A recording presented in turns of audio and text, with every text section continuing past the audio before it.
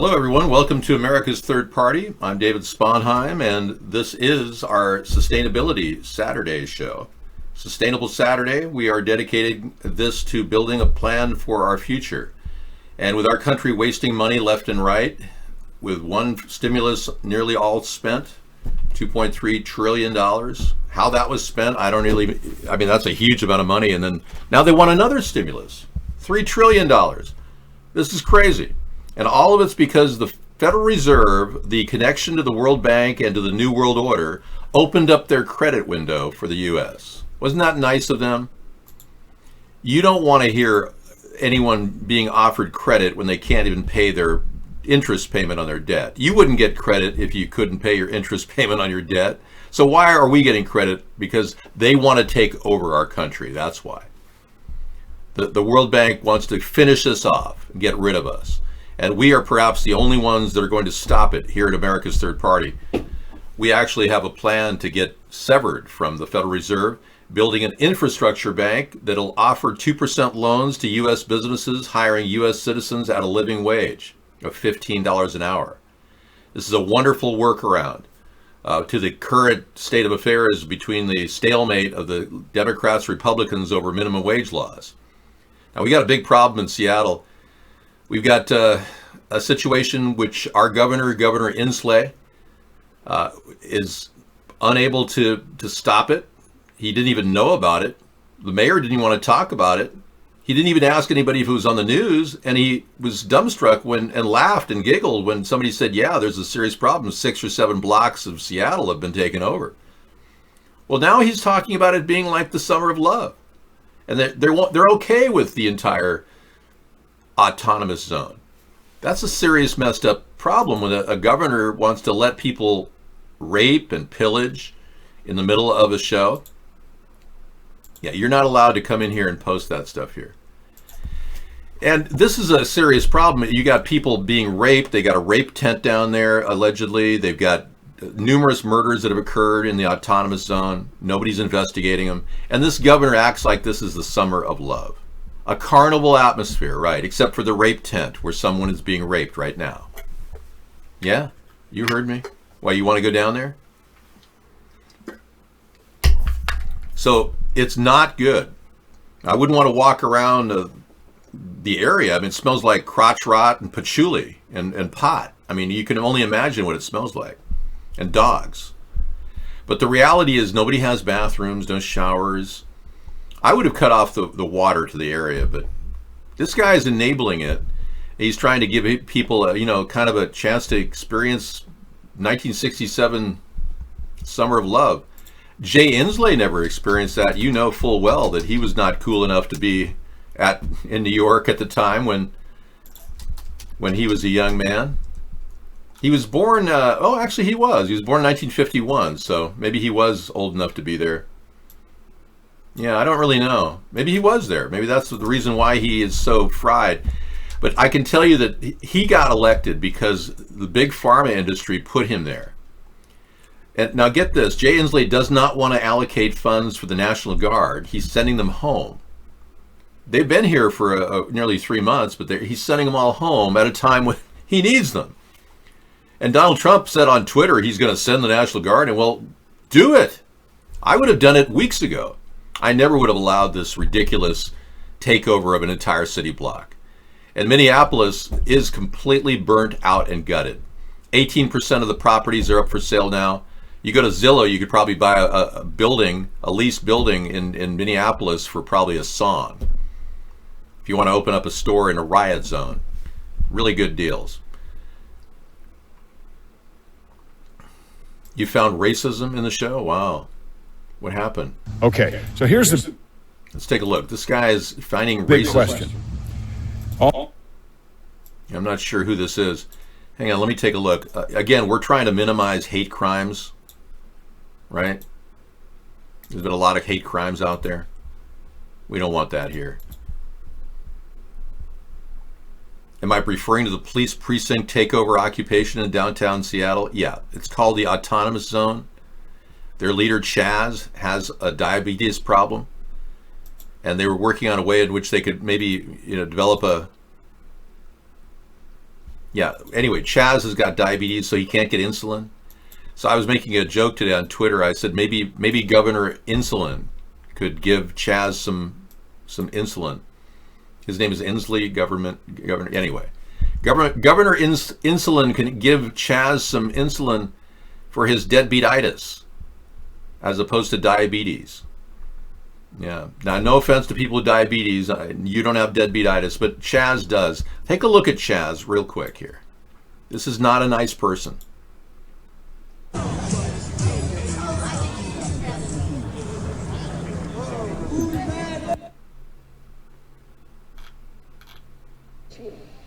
That's not the case. I'm not trying to create dissension. I know you're a peaceful man. I'm not, bro. I'm not even hearing what you're hearing, though. Huh? Huh? I said you're not hearing that. So why are you doing that? Bro, I'm not trying to put no dissension. The only thing I said, it's on the tape. Look, let's stop the stream. I'll stop the stream right now. Chaz is not a peaceful man.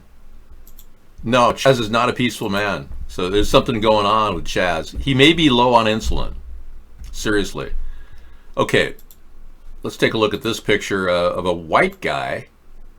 We're doing a little, we're fairly balanced here. We got a black guy, now we're going to a white guy. All this stuff that's going on right now, I want to know from you, what is your opinion? Please write it down in the comment section. Is the Dukes of Hazzard worthy of being taken off the air because of the General Lee? Was the Dukes of Hazzard a racially charged show? Was the intention, which is important, was the intention of the design, the paint scheme on the General Lee, a white supremacist statement in any way? And if you think it was, I want to know. I really want to know, because I'm now being thrown into the middle of all this stuff. And I've been very vocal about it, but I want to know what you think. I know what I think, and I want to know what you think. Okay, so I thought I'd take you on a little trip down memory lane here and ask you a tough question. It's a tough question. I know it's a tough question, but be honest in your answer. Okay, number one, John Schneider. This is amazing. I haven't seen him since I saw him in 1978. I delivered T-shirts to John Schneider's apartment in 1978. I opened the door, and I swear, I thought I was looking at myself. It was the weirdest thing. Yeah, I remember going to his apartment in North Hollywood and delivering T-shirts for him. It was the beginning of his career. But John Schneider is really kind of throwing it out there. As you know, he's pretty active still. He's a pretty active guy, and I'm sure he's very intent upon getting his message out. I don't think that General Lee is in any way a slam against anything. In fact, I would like to tell all of you, you can wear an ascot at age 12. It's perfectly normal. I would like to tell all of you that I would pass an executive order as president saying anyone defacing any statue in America will be facing very stiff penalties. Stiffer than the statue. Yeah. Like $500,000, or major fines against cities that deface statues. Yeah. So I'm concerned that by not leading properly, Donald Trump hasn't sent a message like this at all. I said this back when the Charlottesville incident occurred. I said, I think we should set up a plan to not deface statues. Now he's opened the door to Taylor Swift talks about it. She's making references to the whole thing. Yeah, she just tweeted something today where she was making references to this. Yeah, I was following Taylor Swift earlier today. But anyway, I don't want to get too deep into it, but I don't think that she should be running around telling us that we should deface statues, even if they are from Confederate era. Remember, that's the history of the South. We're not really appeasing the Southerners when we rip down their history. We're not. And in fact, we're still very, very recent history has occurred. Civil War is not that long ago, and there are a lot of people with a lot of anger. So what defacing statues does is creates flashpoints for more aggression. And I would stop that in its tracks. But Trump isn't leading. He's not setting up any examples. He's not even telling the governors of 7 states who are extremely liberal that you're violating the Constitution of the United States. That would be a big move if he said that. We would see a little bit more established reaction. I would like to issue that statement, you know. Definitely don't deface statues and don't violate our Constitution. In fact, I don't even need to say it. It could be automated. I act without discrimination and only work to the object of make America better.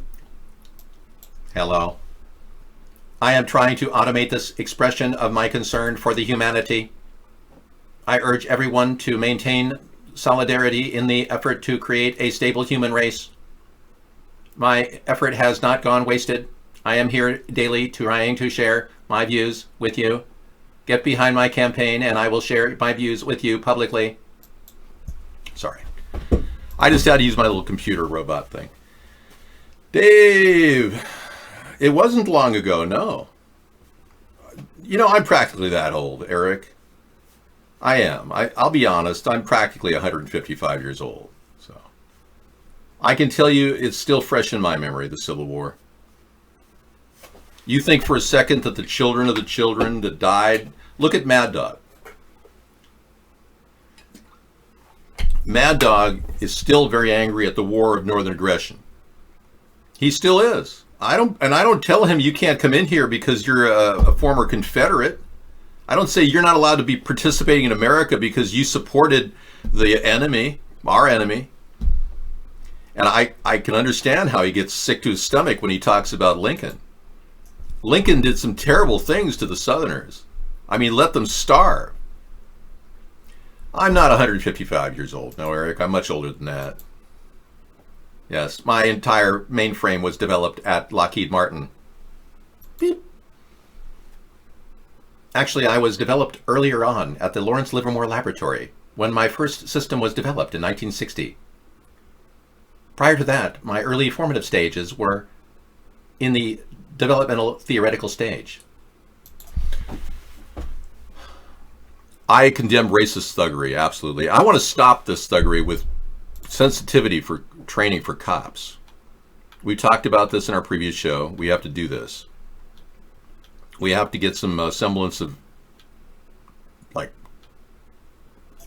preparations for what could happen. First of all, yeah, our First, Second, Fourth, and Fifth Amendments are paramount. And our Governor Inslee, I'll call him Governor Insulin, he has refused to acknowledge our First Amendment right to assembly. He's also passed laws of saying he can force COVID test us, which is a violation of our Fourth Amendment right to privacy. It also violates the Nuremberg Code. So Jay Inslee, if I were president right now, I would have arrested Jay Inslee. I'm serious. I would have arrested him. I would have sent National Guards to the governor's house. I would have arrested him. I would have brought him in. And he would have had to explain to me why he's passing laws designed to take away our Fourth Amendment rights, our First Amendment rights. And that's true with the governor of Vermont, the governor of Michigan. I'd haul Whitmer in and take her in front of a grand jury investigation. I would not allow these liberal governors to deny our First, Second, Fourth, Fifth Amendment rights. It's just ridiculous how Trump is showing no leadership right now. And you'll also notice that Trump has not investigated any of the bricks that were put out in front of all of the sites that were torn down. That's because Acme Brick Company, responsible for all that, they don't have any work permits for any of those bricks out there. Not one work permit. Yet, according to factcheck.org, they claim, oh no, all the bricks were waiting for job sites. No, that's not true. I'd be investigating this, but Donald Trump will not investigate it because George Soros runs the operation. Donald Trump's good friends with George Soros. And you QAnon people really need to understand that. Trump is never going to call out George Soros, and he's never going to investigate the Acme Brick Company. This is planned anarchy. And I've never seen a government in my life try to create anarchy in its own country. But we're in that mode right now. Our president is ignoring the problem. He's not showing leadership. It's like having nobody there. You might as well just put, our First, Second, Fourth, and Fifth Amendments in charge. I'm urging police sensitivity training, and I am the creator of the defunding concept. In no way would I defund police to the point where they didn't have anyone protecting you, the lawful citizens. If a state decided to not take on the police sensitivity training, I'm going to remove Acme Brick because I'm not representing them. I would ask the state if you have the option of getting the 4-day training session for all of your police officers, or you don't do it at all, and then you don't get any federal money. That's been my plan all along. I've been talking about it for 12 years. The police sensitivity training is tied to the money. They don't get the money. We take the money and we divert it to the National Guard, and we replace the police units in cities like Chicago and Detroit with National Guards members that are trained in sensitivity training. There'll be a brand new league of National Guards members who will be much more sensitive to your needs. They're not designed to kill you. They're designed to resolve and minimize conflict. I'm right now in a police-free zone in my home. There's nobody in here. There's no SWAT teams right now. I'm pretty safe.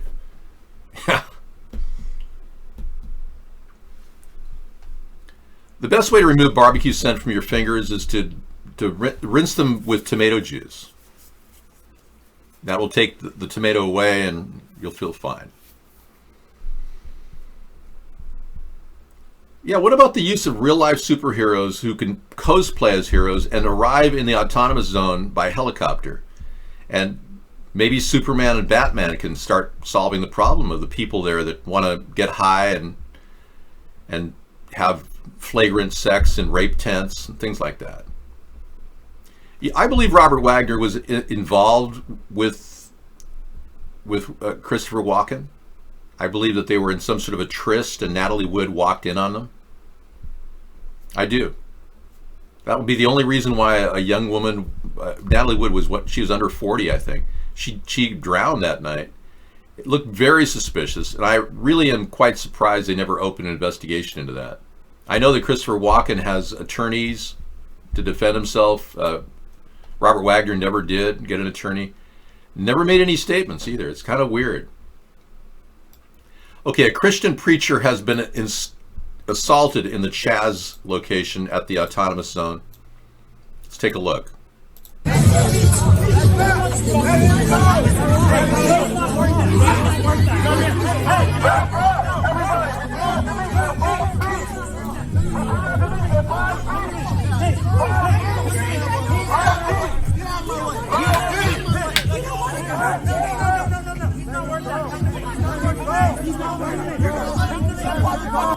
Apparently, chokeholds are allowed in the Chaz zone. No, this is not Chaz Bono. This is Chaz as in the self-appointed leader of the autonomous zone that Jay Insulin refuses to give insulin to.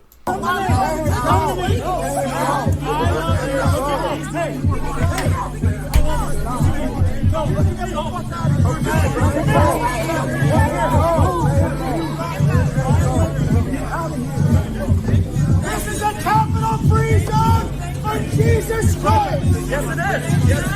Christ rules supreme! This is Christ's zone! This is Christ's zone! This is a Christian zone for Jesus Christ!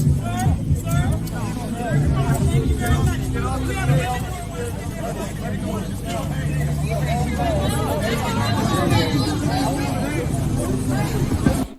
I don't know, man. This looks like racism to me against white people. Okay, the way you deal with justice is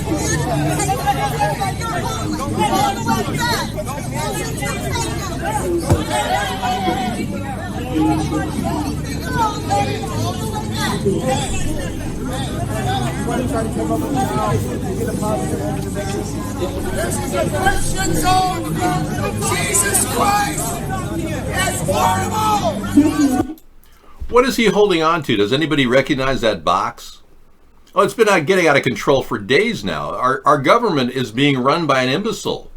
I'm telling you, Jay Inslee is absolutely retarded. Not in the specific word, he's not technically retarded, but he appears retarded.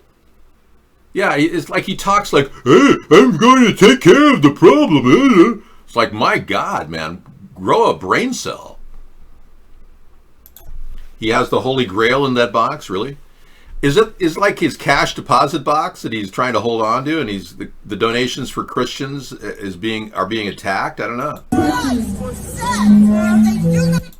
He is coveting that box, which is a sin, as you know.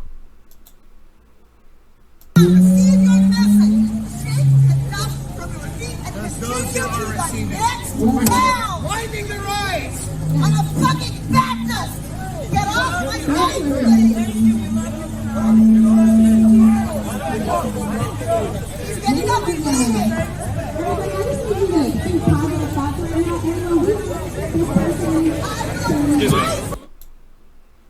Guy can't even love Jesus without being attacked for being white. Is that woman showing her butt crack? Is that, or is that my imagination? They're just going to leave peacefully. This man's going to leave peacefully so that we can celebrate Black women. Why celebrate Black lives when we can celebrate all lives? I don't get this. Are we supposed to all be guilty of something? I'm sorry, but I'm not guilty of anything. I never persecuted Black people. Why are so many white people bending a knee? And even the lieutenant in New York bent a knee and prayed, and now he's apologizing for doing that because he felt like he was in danger. Yeah, a lieutenant in New York City is apologizing for bending a knee. This is getting out of control.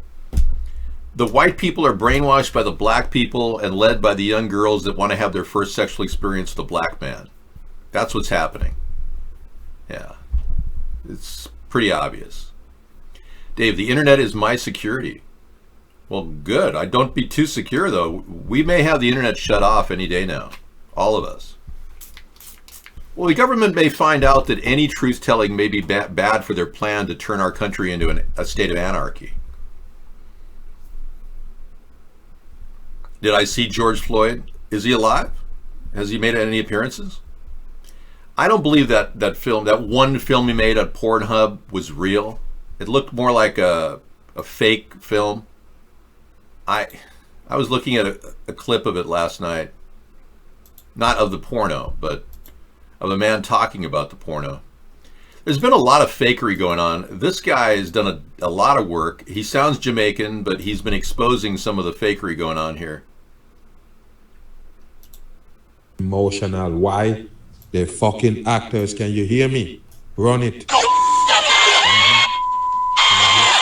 That line inspired several big directors and writers to tell John they'd be honored to work. Wow. They tell him they will be honored to work with him because he's doing this. How the fuck did he get in the Star Wars movie to begin with? They got a Star Wars actor posing in the streets of Black Lives Matter. This is a Star Wars actor. This whole thing is completely contrived. They've got hired actors to start this. Antifa got money from George Soros. The Democrats are going, oh, Black Lives Matter more than anything. And then all these people with white guilt who are mostly on the left, I would say a small percentage of people, or maybe young girls who are looking for their first Black experience, whatever. The reality is this is like completely being blown out of proportion, and they've got actors involved, like the Star Wars actors pretending to be an Antifa member, participating in a Black Lives Matter event. He didn't need no help. Come on, people. Wake your ass up. It's just puppets playing around with the dumb people. With him, including Oscar winner Jordan Peele, who wrote... Don't worry about. They got an Oscar-winning... the whole thing is completely right out of Hollywood. So they're creating the problem that only they can solve. This is right out of the Hegelian dialectic. This is what the Illuminati does. And they act like we're supposed to remain divided over yet another problem. Now, I'd be willing to join hands with blacks and Hispanics and Asians and celebrate in our human culture. but not so that I have to feel like I'm bad or something. I'm not. I've never hurt anybody. I've never been racially abusive to anyone. Yet these people act like it's every white person's got entitlement and you're all guilty of something. I'm not guilty of, in fact, I'm guilty of reverse discrimination. I was prevented from getting a college education because of affirmative action. I was judged on the color of my skin as being white, not the content of my character or my incredibly high test scores.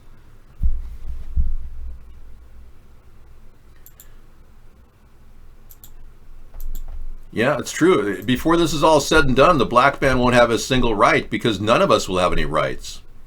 You know, I won't be choosing anyone in particular, black, white, Hispanic, or Asian as my running mate, male or female, because at this point I'm leading a movement to unite America, not divide it.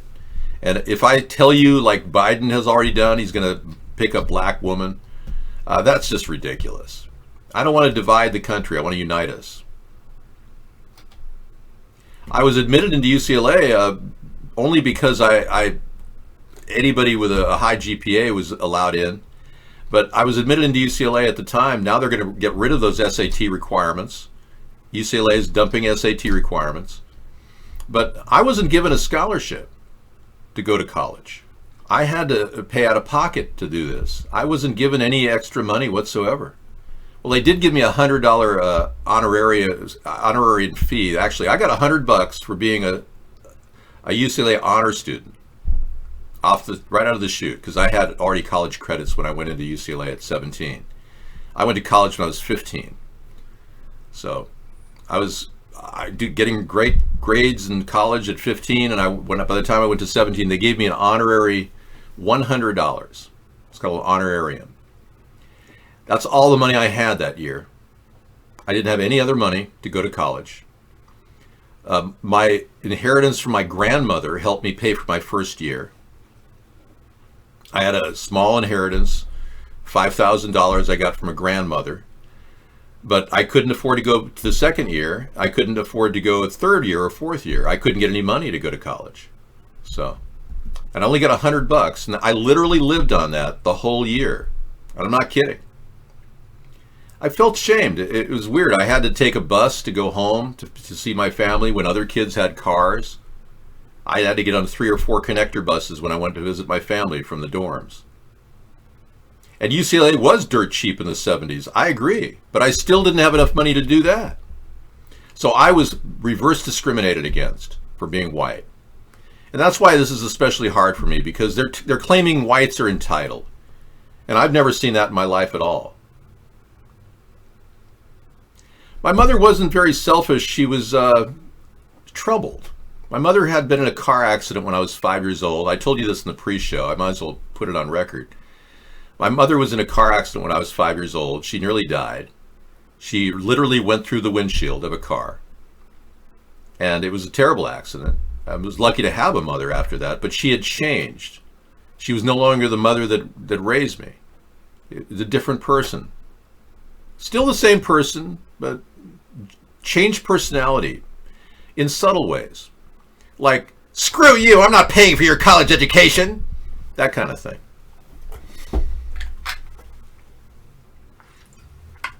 But I was the #1 student in my high school class of 770 students, and I had very high SAT scores. I think she suffered from the brain injury. It dogged her whole life, and it affected the way she was. My mother was an incredibly amazing person. She was a very successful person. She was working when she carried me in my infancy, when I was carried by her. She worked at the Center for the she worked at a company called United Space Technologies, which developed the Gemini, Mercury, and Apollo rockets, the Saturn rocket too. My mother was the key executive secretary around all these nuclear scientists like Robert Oppenheimer and others. And she was the one person that had to make all those perfect little typing statements in order to build those rockets. And she told me about how she was, she'd make one error on a page that she typed up perfectly, and the nuclear scientists would say, no, you can't use whiteout. You have to go ahead and type this over again. But I was sitting inside of her for 9 months, listening to nuclear scientists through the womb. So I got a lot of intelligence from that era, I believe. And I was, of course, kind of affected when Robert Oppenheimer wanted to touch her belly to see if I would move. That's why I gave him a roundhouse kick and kicked him across the room. But no, it was a weird time, but my mother was very, very driven and very successful in many different areas. Not just that. She went on to become a director of nursing at a hospital. She then went on to become a professor of nursing in a college. So she was very successful, but that pretty much took over her life. The magic touch of Oppenheimer, yeah. But after 5 years old, you normally see a kid go to school and you see that drop off, emancipation from the mother kind of thing. Well, with me, it was severe. It wasn't like, it wasn't a normal transition. It was a severe transition. I didn't even know who she was. She behaved differently. Sarah has a master's degree. Yes, she does. Go Sarah. But I want to get back to the story of America because I don't really want to spend my time talking about my life, as great and wonderful as it is. Generation Z protests were a scenario in U.S. military war game. I can't play that tonight, but I'm going to add it to the show. Yeah, there was a U.S. military war game that talked about Generation Z rebelling and having anarchy. It's almost like we're in the middle of a war game right now. The government seems to be encouraging anarchy. This attorney, Stephanie Rapkin, is facing charges of spitting on a young black man who's 17, as seen here in the picture. She'll be facing a new charge in Wisconsin called a hate crime. She'll be charged with a hate crime. And I seriously doubt that they're going to be able to pin this on her because she's an attorney and she can sue the living daylights out of the entire city. So I don't know if this is going to work for them.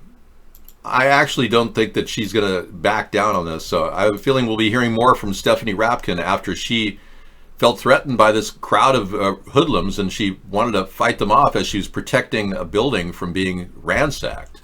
It's going to be hard to call this a hate crime. But that's what they're trying to do in Wisconsin. Go Cheesa. The cheeser state. Meanwhile, Fox News is no longer fair and balanced. They're digitally altering images and coverage of Seattle's protests. Capitol Hill's autonomous zone, or the Chaz zone, soon to be the Charred zone. Look at how they pasted this image in here. It's pasted on. And even the guy's mask is pasted on. It's like, yeah, right, sure. It's all fake. There's no guy with an M4 standing there holding, rims, trying to protect the area. It's all BS. But there are people that are heavily armed in that area. But why add Photoshop when we've already got a situation that looks like anarchy? We just saw a Christian preacher assaulted in the Chaz zone. The self-appointed leader, Chaz, is controlling everything. He's a diabetic. I think he's suffering from, instead of diabetes, he's got deadbeatitis, like I said earlier. We've also exposed what appears to be factcheck.org trying to cover for a veritable money laundering scheme by the Democrats. As you know, factcheck.org works for the Annenberg Foundation, which is a liberal think tank. And they tried to claim that all the bricks were not in any way put there to create riots. That's ridiculous. They didn't show one single image of a work permit for those bricks. Meanwhile, they're on to this subject, which is gaining some ground. We reported that the Black Lives Matter group has been a conduit for... Yeah, the Photoshop skills were pretty bad. I agree, guest 736.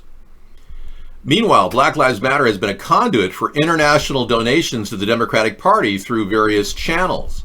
So what is factcheck.org? They have this elaborate thing saying, no, these donations don't go to the DNC. No, they go to shill groups or shell formations, the corporate shell formations that are all funneling money to the Democratic Party candidates. I mean, come on. I read through this and it's like an elaborate cover-up or damage control for what is obvious that international funds going to Black Lives Matter has been going to the Democratic Party candidates, which is very illegal.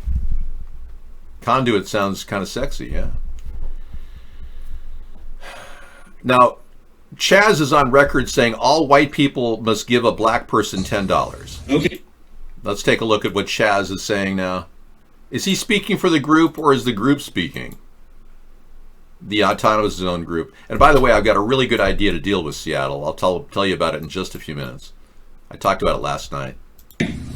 I want you to find by the time you leave this autonomous zone, I want you to give $10 to one African American person from this autonomous zone. And if you find that's difficult, if you find it's hard for you to give $10 to people of color, to black people especially, you have to think really critically about, in the future, are you going to actually give up power and land and capital when you have it? If you have a hard time giving up $10, you got to think about, are you really down with this struggle? Are you really down with the movement? Because if that is a challenge for you, then I'm unsure if you're in the right place. So find an African American person. The white people, I see you. I see every single one of you. And I remember your faces. You find that African American person and you give them $10.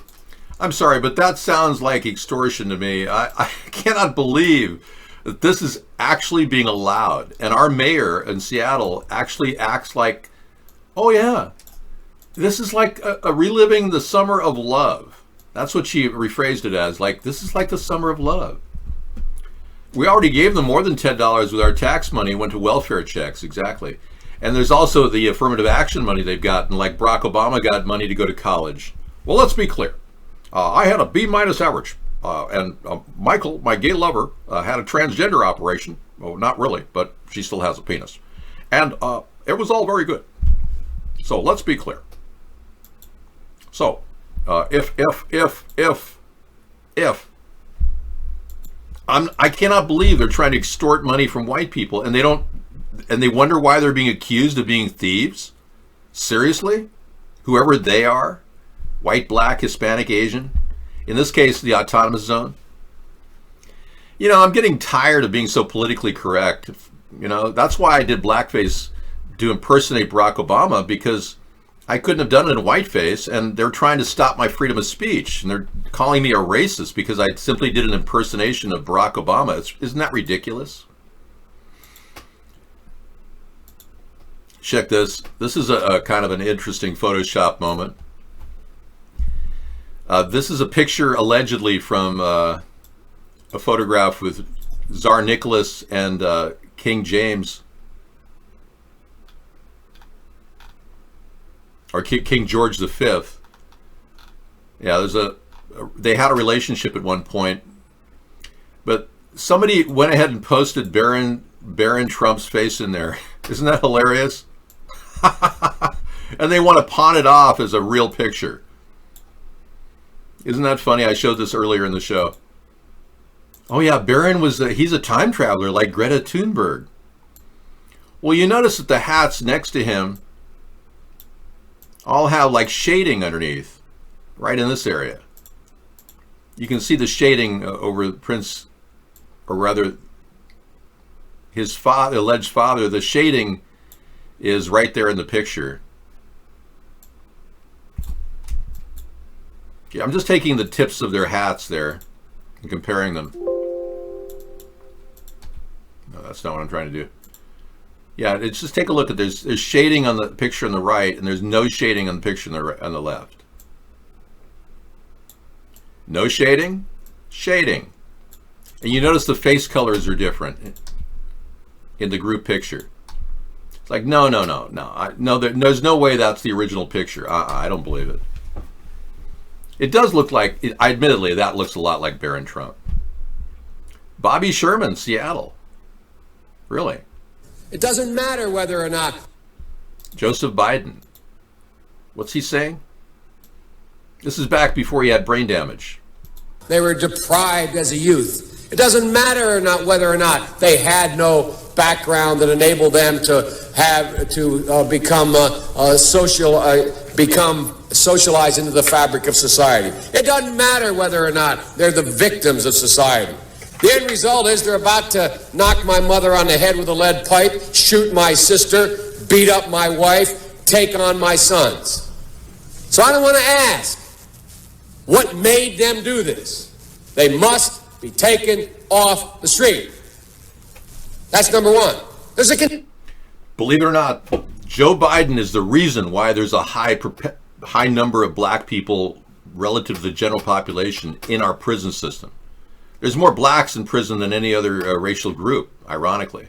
Where it's getting close to the equal number between blacks and whites, though, that's evening out, but there are far more whites in our society than blacks. Blacks only comprise 13%, but Biden is the reason why more blacks are in jail, because he put out stiff laws against crack cocaine possession and cocaine possession. Seriously. Consensus on that. Unless we do something about that cadre of young people, tens of thousands of them, born out of wedlock, without parents, without supervision, without any structure, without any conscience developing, because they literally, I yield myself 3 more minutes, because they literally have not been socialized.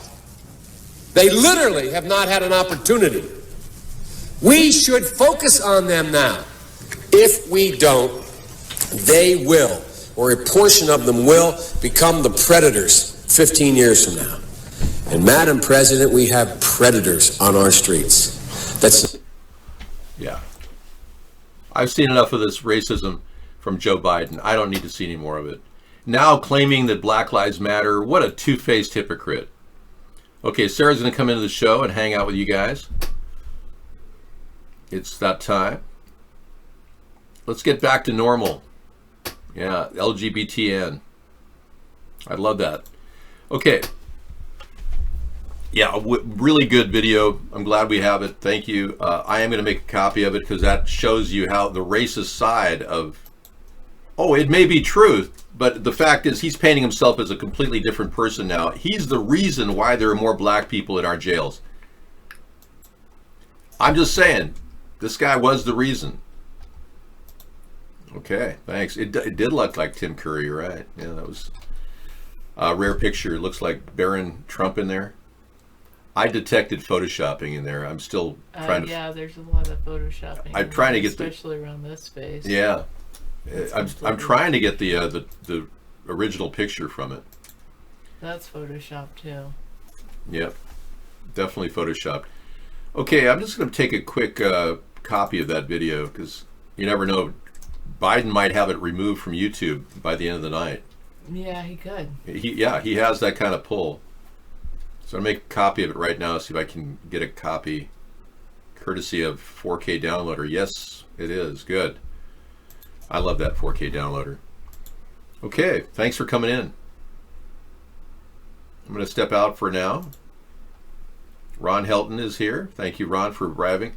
We don't get a lot of people over DLive anymore. As you know, our show is censored. If you expand Twitch out, I bet you'll have some chatters there, but you need to expand the... You only have one chatter, me. I'm the only person in the room. Okay, well, I've had... I'll say hi to myself. Yeah. We've been censored on a lot of networks.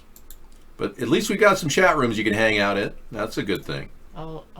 I do cast on DLive, yes. I really don't normally check those except toggle through them.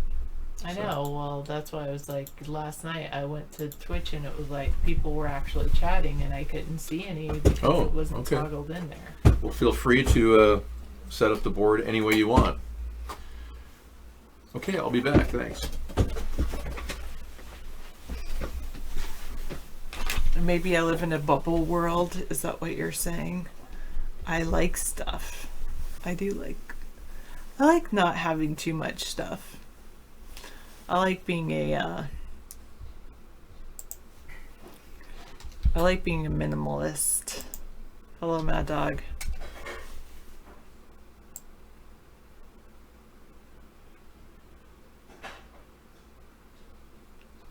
Were you the one calling me names with my belief about different cultures yesterday?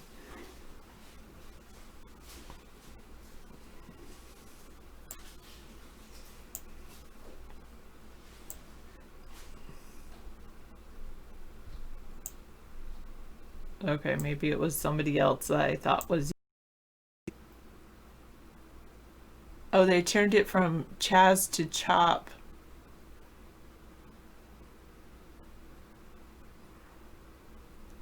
Capitol Hill, Seattle blog.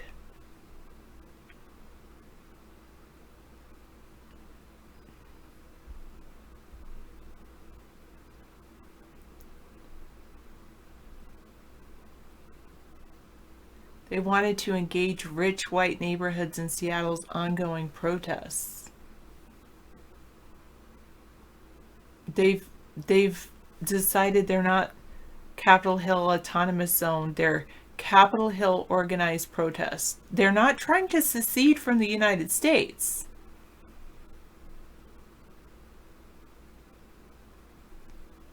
They don't want to be autonomous. They want to mobilize affluent white people with power to spur change that would benefit black people.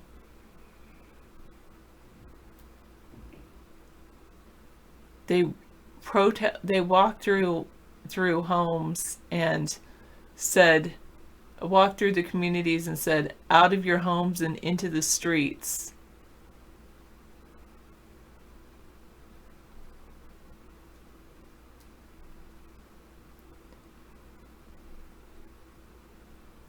Sarah, did you enjoy your white privilege? I don't feel like I grew up with a privileged life. I feel like I have a privileged life now, but I didn't grow up that way.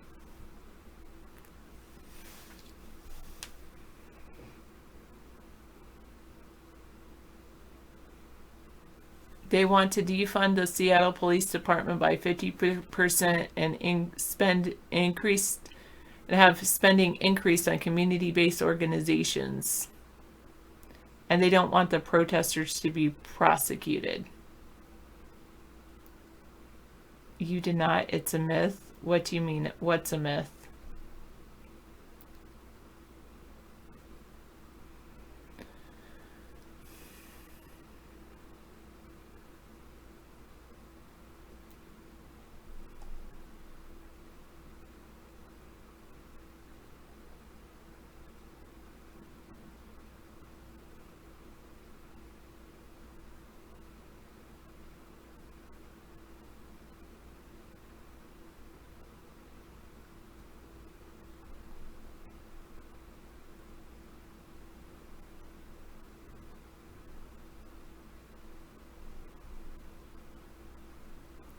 Hello, Steeboo. How are you? Let me go to Twitch. No one's there because I don't interact with them. All right, sorry. We don't know why the Capitol Hill Trader Joe's is closed indefinitely. Could it be that they're in the middle of Capitol Hill where the protesters are organized and they're kind of waiting for that to die down? Or not, they've just left the area. Oh, I know, people apologizing for not apologizing. It's true.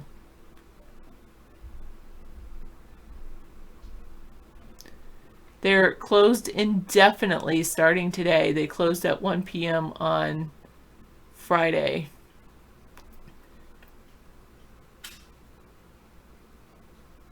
Oh, it's only well, maybe it's a few blocks away.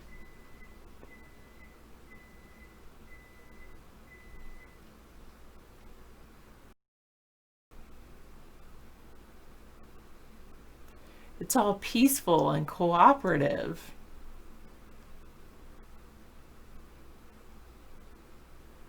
There's a mix of solemn and hopeful mood.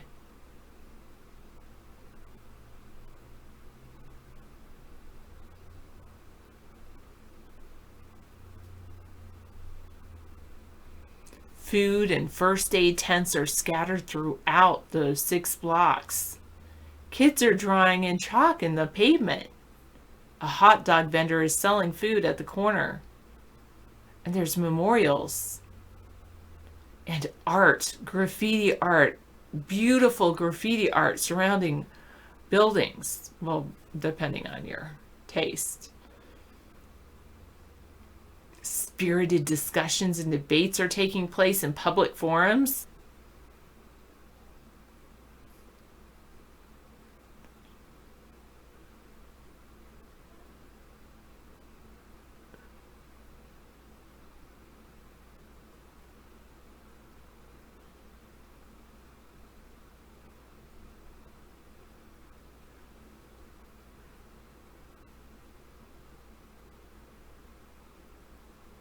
I'm not saying I support any of this, but I do believe in representing both sides. Let's see. There have been plenty of other reports of businesses happily cooperating to pitch in with snacks, supplies, bathrooms. Residents even convened Wednesday and Thursday to go over everything, from garbage collection to what the political message should be in the days ahead.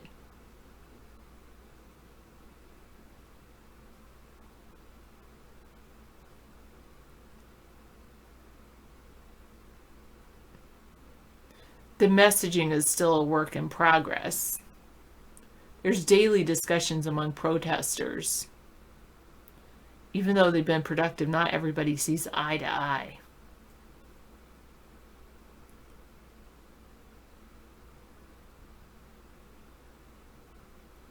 So what do they want? Massive systemic reshaping of the policing system.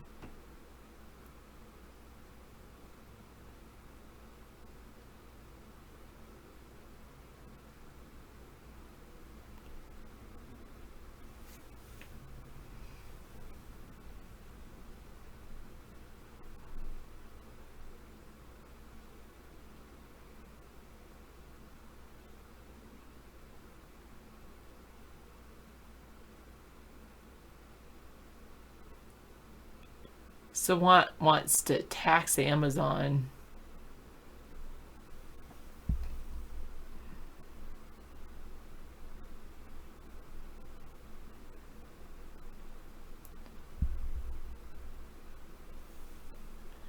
They have a list of 30 demands. Let's see what their demands are. It covers a lot of ground. It's rooted in reforming and remaking the justice system. I'll look at it in just a moment.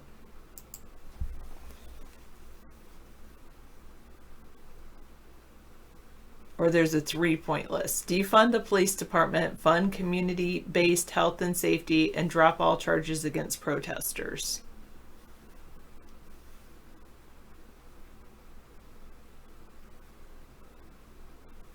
Oh yeah, they've got chalk art for the kids. And they've got a garden.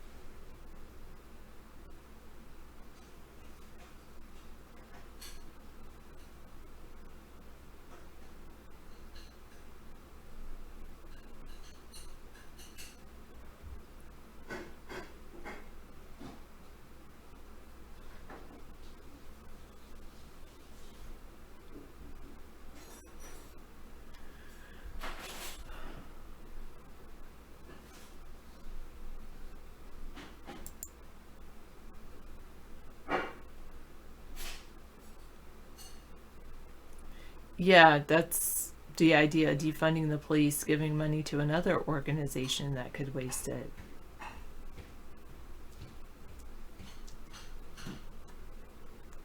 Well, you should know that David and I have different viewpoints.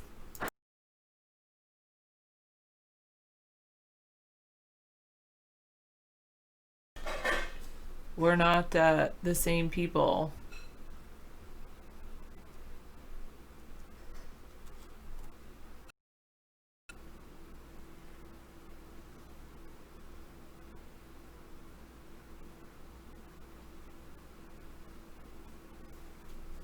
No armed guards, no terrorists, but some crazy stuff. Free sandwiches in this zone. Is iVlog broken? I don't know. Let me see. Maybe. Yes.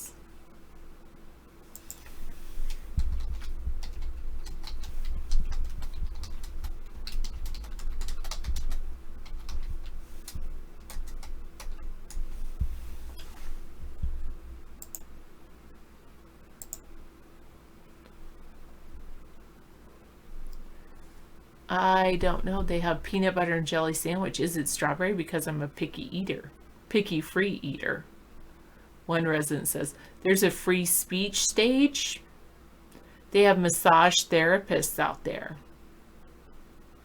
They painted a multicolor Black Lives Matter mural on the street, a big, huge one on the street, with multiple artists commissioned to design and paint their own letter. You paint the B, you paint the L, you paint the M.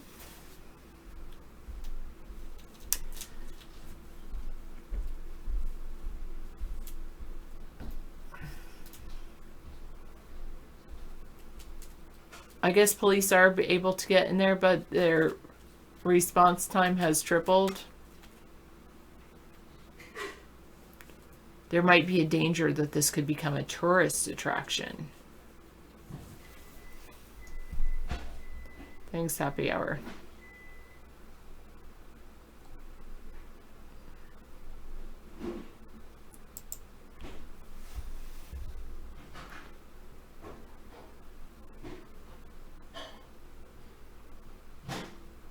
Oh my goodness.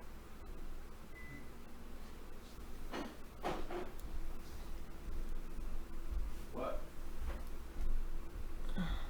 What? Just a teacher was on like a virtual meet with a virtual conference with a kid. Mm-hmm. And Something weird happened? yeah, she saw a properly stowed BB gun. Oh, I heard about that. Yeah. And then she called the cops. Called the cops? Yep. What? Yep. I heard that. Yeah. It's unreal. Poor parents.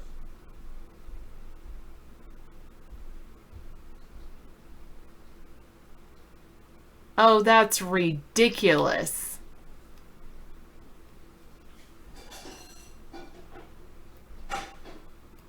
The principal and teacher cited a rule that kids can't bring guns to school, so therefore they think it extends to virtual classes.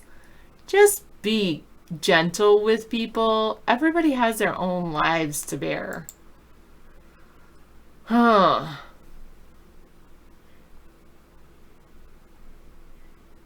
Thank you.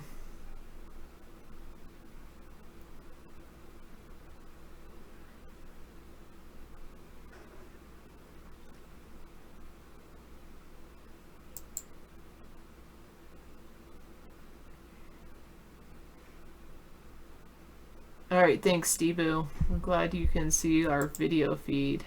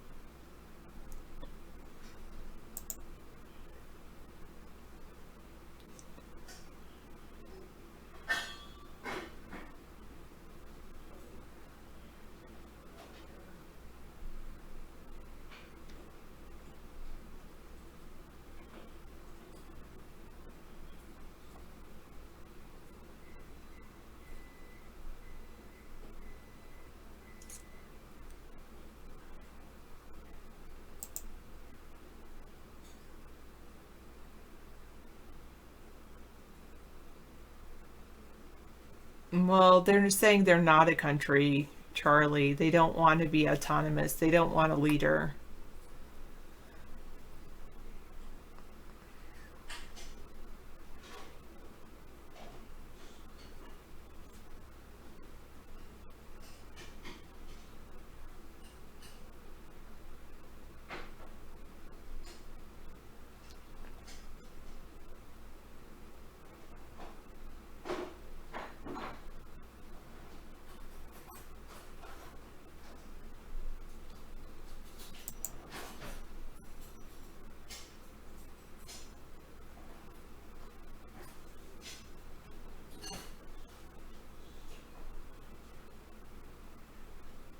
Yeah, I think I still have that one.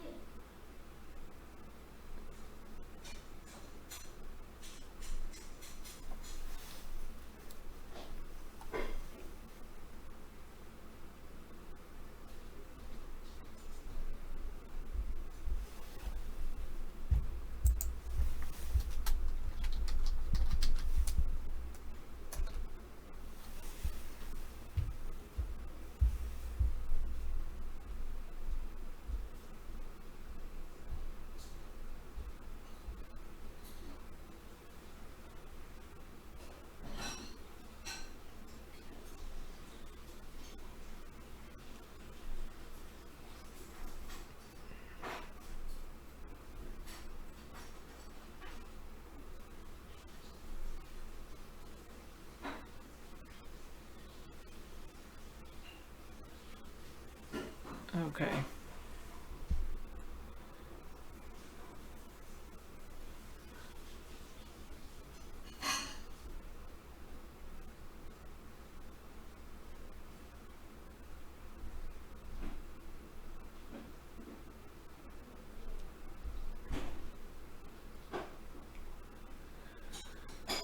Okay. I'm just looking at, I was reading a blog that had a lot of pictures earlier, but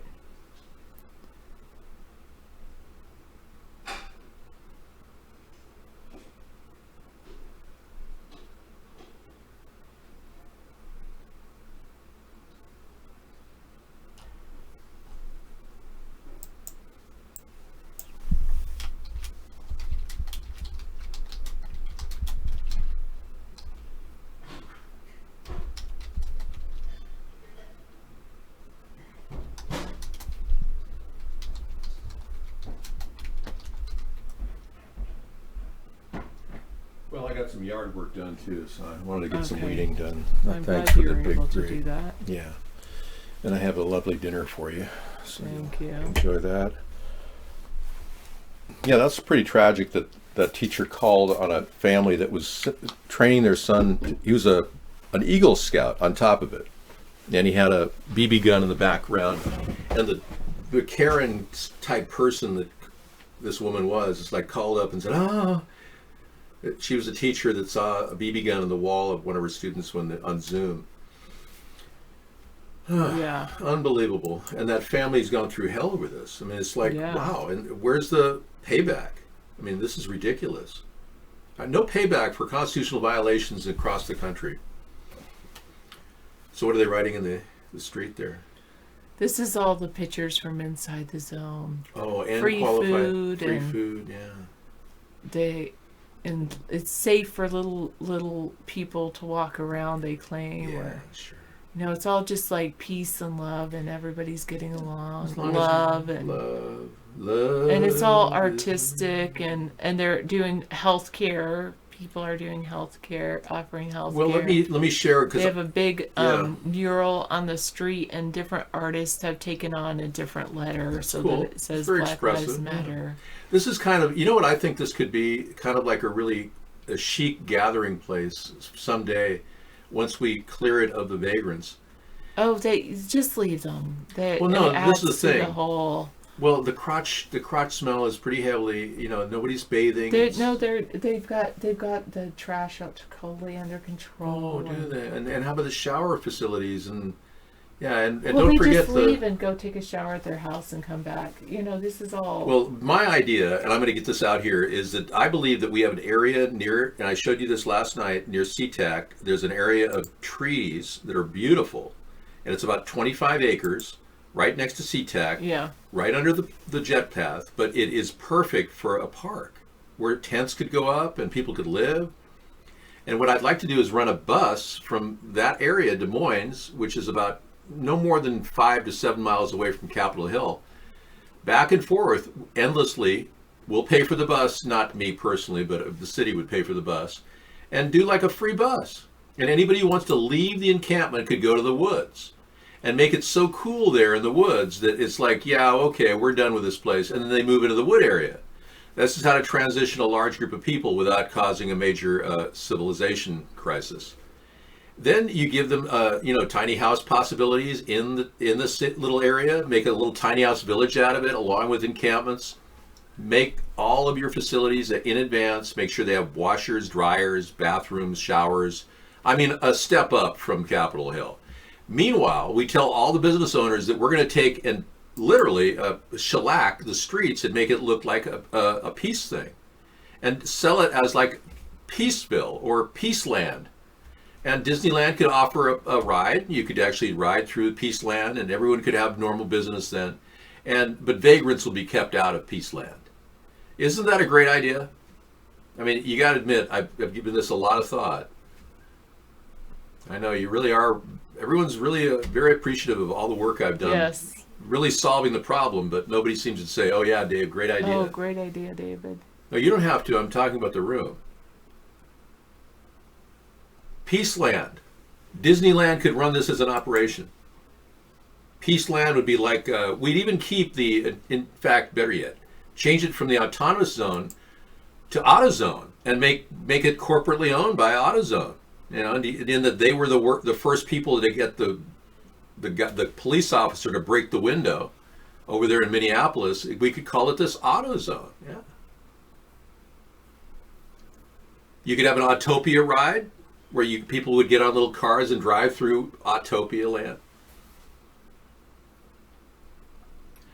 LAX, they removed all the houses. Yeah, it's because people could live under that. But these people would love to live under jets. I do. Do you see me complaining much? Not much. I mean, I live under jets. It's not that big of a deal. Once you get yourself a good, a headset and like one of these things. This is what I use to go outside whenever I. Oh, there's plenty of people on the left that think it's a good idea, but they're. They'd be wearing this anyway, right? I mean, they'd be wearing it. This covers the jets. My brain is not affected by the jets when I go outside. Does that help you does it help you not hear the jets? I see it does currently. No, I can take it down to about 3 inches. I don't want to ruin my hair though, because my hair is so perfect. Yeah. Or at least it was. There we go. Okay, I got back to what you were looking at earlier. Oh yeah. Well, it's my show too. Of course. No, it's you were not, great. You were great. It's not your show too. It's your show. You feel very animated, and I think we may keep this section or we would. Was Sarah really interesting? No. Well, I'll decide whether we keep that section or not. Maybe I'll do it when I come in. Because I do cut some of the videos now because Sarah has. I don't. I don't care. No, I mean, I don't mind. I like discovery for you, and it's so easy for me to edit these things. It's amazing. No, it's not the Rothschilds. It's something actually better. These people are amazing. I never thought I'd see a picture of this. Barron Trump's face pasted onto some child's face. George the Fifth, the cousin Nicholas with his son who had a hemophiliac son. You can see him holding on to something like a cane. The child, see that? Isn't that an amazing picture? But who would have ever thought somebody was going to paste Barron's face onto that kid? It's like You Trump-tards and Q-tards are like so busy with Photoshop. It's so funny. You got this fantasy that Trump's son, who can't even say a word and hasn't spoken at all publicly, is some sort of a great leader in the works, and the Illuminati put him here. You got to be kidding me, right? You couldn't be that stupid, you Q-tards. Yes, midgets' lives matter. And this whole idea of Black Lives Matter really pushing forward means, in some minds, if you don't support them, you're a racist. I don't support them, but I'm not a racist. In fact, I don't want to erase anything. I want to keep it just as it is. I want my normal back. Yeah.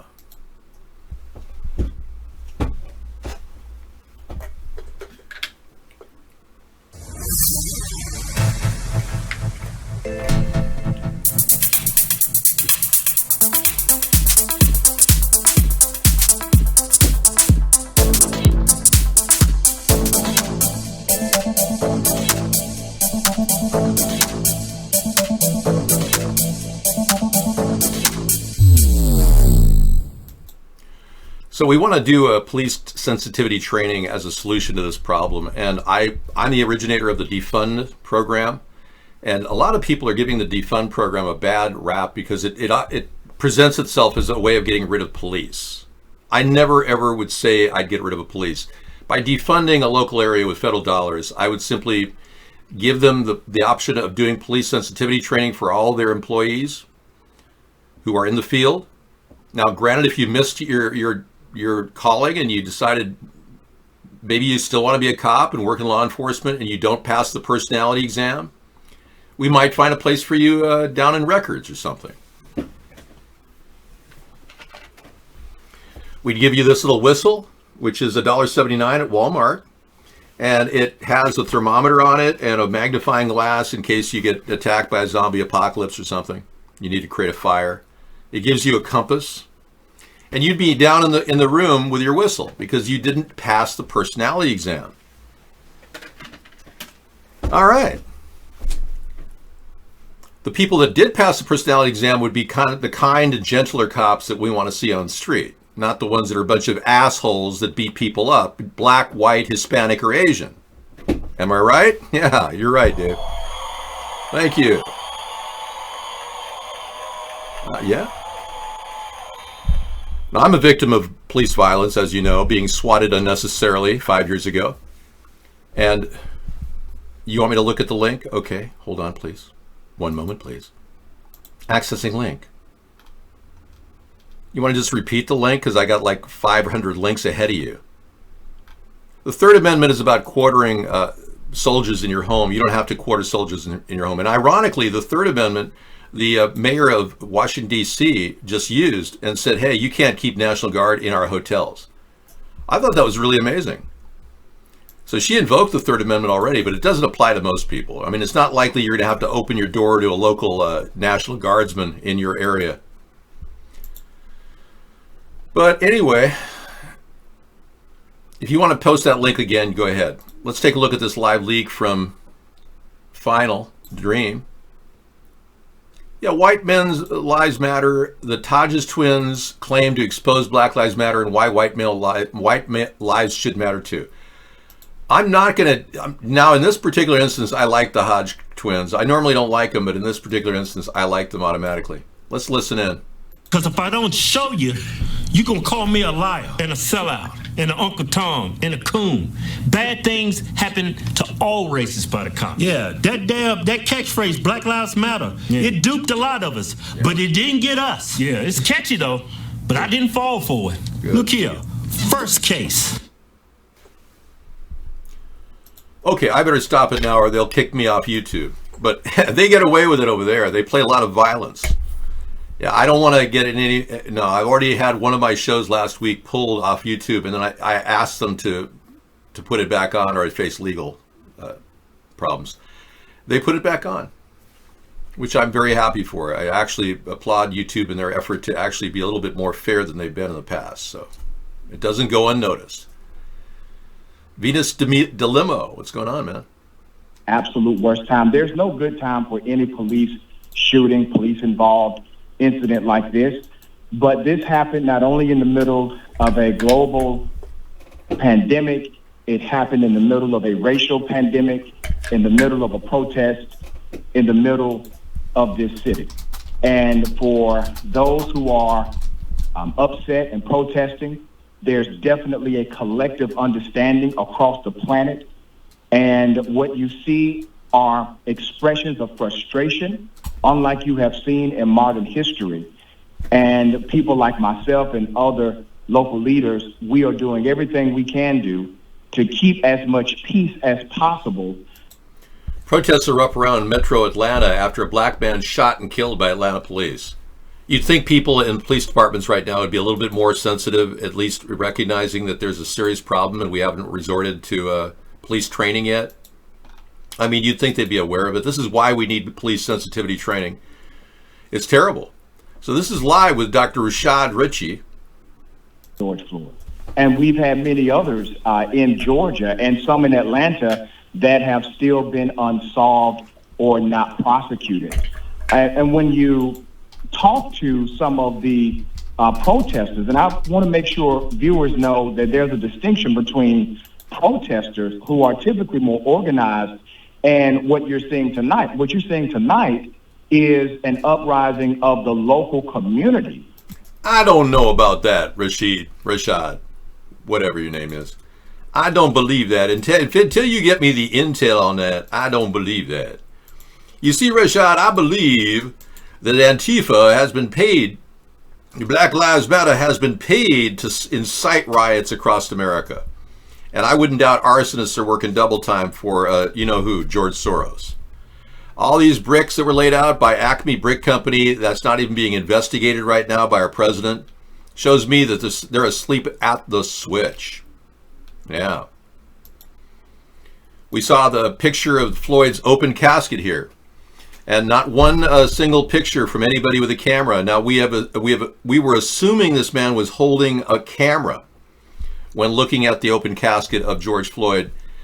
We're still worried that this could be a medical dummy that they were looking at, because it's really easy to put a medical dummy in a jacket and with a tuxedo and make it look like a body.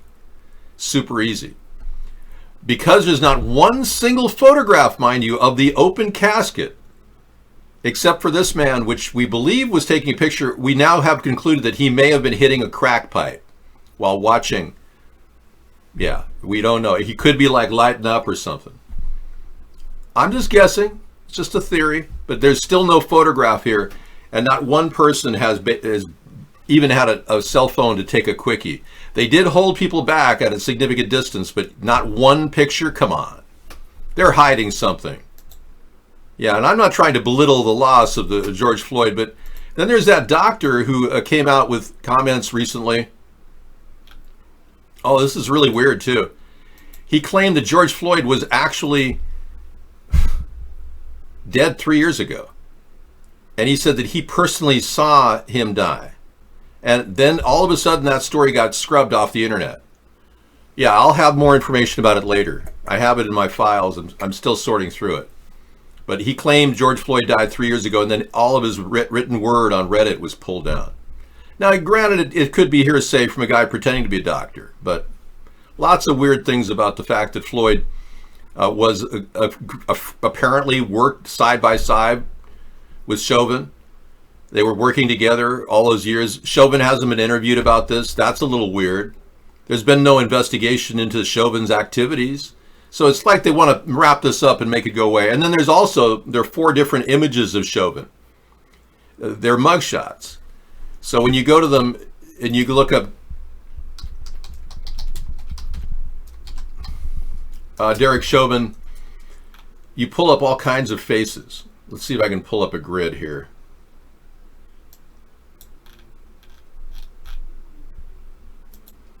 Yeah, there's different faces. They look similar, but they're not the same. Now this guy right here has got a different type of a hairline.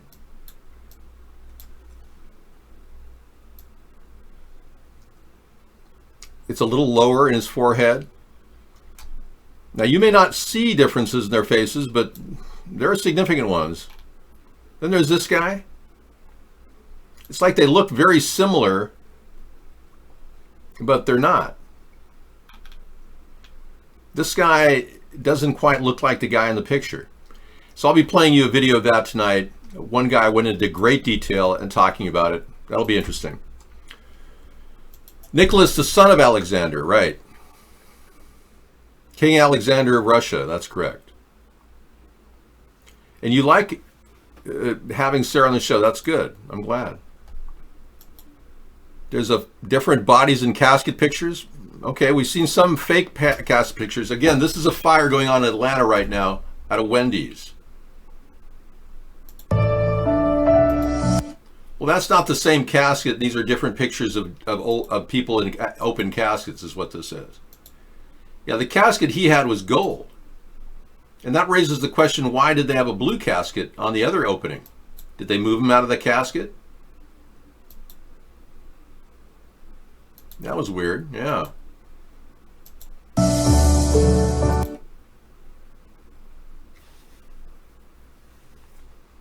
Okay, I don't see any actual pictures of his casket, though. That's not his casket.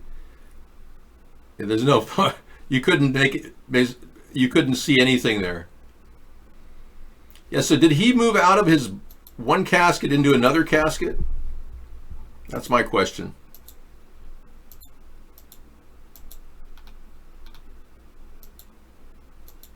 Yeah, now it's starting to seem a little bit weird.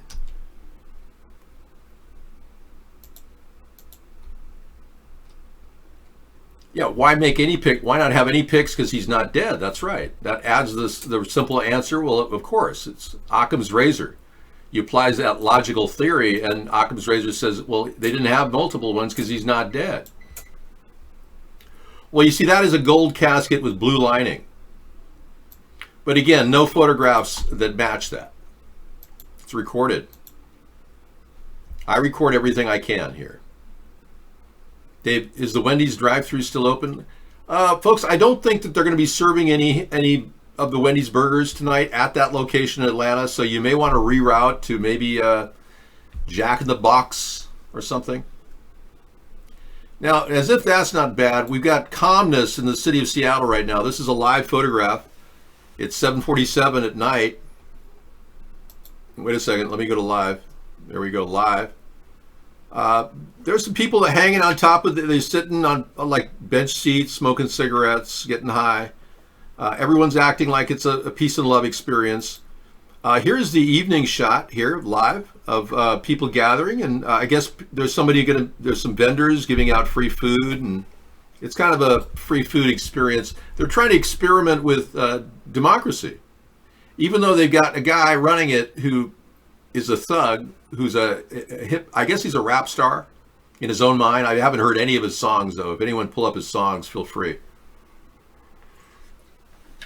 Our government is allowing cities like Seattle to fall apart. Donald Trump is in the middle of a live exercise. And part of the live exercise is for him to just let this whole thing collapse. So, you tell me, what is going on? I'd like to know.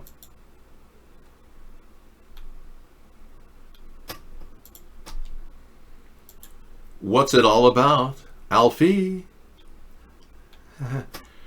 Yes, we're no longer dealing with COVID-19 because they found out that it's not being transferred through asymptomatic people. So rest assured, they're still pushing their COVID-19 certificate of vaccination, ID-19, meaning AI. They're still doing that. Don't forget that's still on the back burner with Bill Gates. That's why I'm concerned about Bill Gates and how Trump hasn't called him out yet. Frankly, I'm glad that Trump called out the World Health Organization. That was a perfectly justifiable. But remember, Bill Gates works directly with those people. And we're not calling Bill Gates out, yet he's still producing the certificate of vaccination ID program. And in the past couple of days, we found out he's developing a weaponized mosquito that could veritably deliver dangerous viruses to all of us. Oh yeah, he's really, he's into inoculation. Let's just put it that way. We're looking at a morphing of their ear. Okay. Thank you. I'm glad you did some close-up work on this. So the ears don't match? Or they do?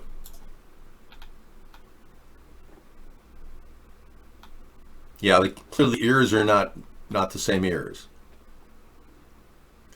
Yeah, there's a bigger well in the one up above, as you can see. And the morph down to the smaller ear, it doesn't work. So it's a different guy they've got. So the ears don't match. Thank you for telling me that. And also, let's not forget, they used that police logo on the back of that car. It doesn't even look like a sanctioned police car. I don't even think Minnesota has a police car with a police license plate. We should look that up. And no, that's not ICE. That's police. It's the end of a license plate. ICE would be immigration customs. Yes, I remember when Trump said it was a pleasure to be your president. I remember that. He gave over authority to the FEMA group, but unfortunately, you really think that's the same ear? You just showed me two different ears. No, hardly. Oh my God. You don't have the power, do you? I have perfect spatial reasoning comprehension. I have 100% view of the ear right now. And I can tell you that's not the same ear, man. I'll take the ear of the other man and I'll rotate it to match the same ear. Rotating ear, 32 degrees.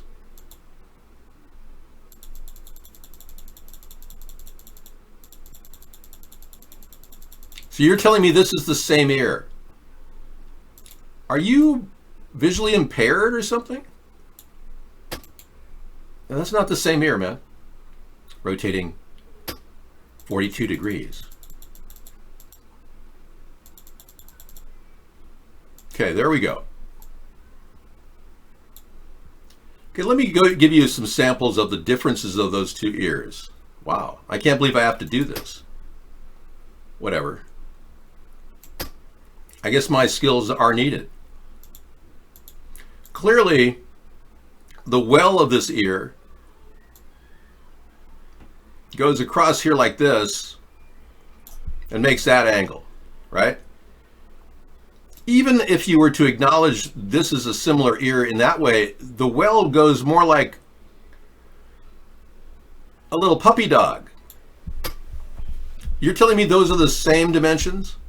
I'm sorry. No, I'm sorry. On a three-dimensional analysis, it doesn't even come close. So what's going on with your eyes? Are you visually impaired or something?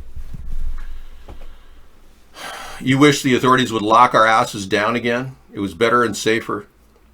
Well, the authorities don't really care. This is a planned psyops, stay at chop. Yeah, this is a plan to create anarchy in all our cities and states. This is completely by design. Why would they do that? Because they're working for the New World Order and they're slowly trying to destroy our cities and create nothing but riots in America. I already told you the government sanctioned the bricks being laid out. George Soros, Donald Trump's friend, pretty much put the order through. Another mess at Atlanta. Another black man resisting arrest takes the taser from the top, and now he's dead. Taking the taser from the cop is bad, but I agree. That man should not have been shot. He should have merely been maimed. This is a classic case where the police training that I'm recommending could veritably save the day. It still respects a person's right to bear arms. Also, the right to a person to take a taser from somebody is not a deadly weapon per se, yet the cop chose to kill the man, not maim him. And if the cop was foolish enough to lose his taser and then used his gun in vengeance, then you got second-degree murder charges right there in Atlanta. So no wonder they're pissed off. This looks like another event to try to kick the fire into second gear, doesn't it? I wouldn't doubt this is partly a planned event as well. I seriously wouldn't. I wouldn't doubt that the police were told to rough up some black guy just to piss off people in Atlanta, because we need at least 3 cities to be rioting for them to declare martial law. And that is their primary goal. Shelley, this is all about the government sanctioning anarchy. It's not the first time. Remember when WTO happened in Seattle about 20 years ago? Oh, they seeded those rallies with paid anarchists from Portland. Came all the way to Seattle to get violent, and that's when they turned the whole thing, and some young man died that night. Back in the free speech movement, the FBI was caught red-handed by the protesters. They caught the FBI right there amidst them, trying to start fires and throw rocks. The FBI gets into the group and starts rabble-rousing. That's what this is about. And that's what these Antifa and Black Lives Matter people are. Many of them are like paid actors. So you're wondering why this is all happening? Because we never stopped it with Occupy. We never stopped it with Ferguson. We never stopped it with Baltimore. We know that George Soros has been funding the leftists. But even Charlottesville has a signature of George Soros on it. One of the organizers was connected to money from Soros. In Charlottesville, the guy who gathered the KKK guys together. He was a former MoveOn.org organizer. It's just crazy, all these connections to Soros. Yet Donald Trump continues to protect Soros at all levels. Because Donald Trump is owned by the New World Order.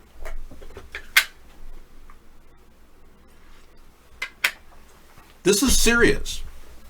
We wouldn't be in this position if Donald Trump had been impeached. We would have bought about 6 months of time because it would have taken a while for Pence to get up to speed as president. But because you didn't impeach Donald Trump, you got this whole thing going down. Really. They're going to try to milk this for what it's worth. What's happening is the Democrats are purposely letting these states fall apart, these democratically led states, because in their mind, I know this sounds ridiculous, in their mind, the Democrats think they're going to beat Donald Trump in the 2020 election because they're letting the states fall apart. And it's Trump's fault, they claim.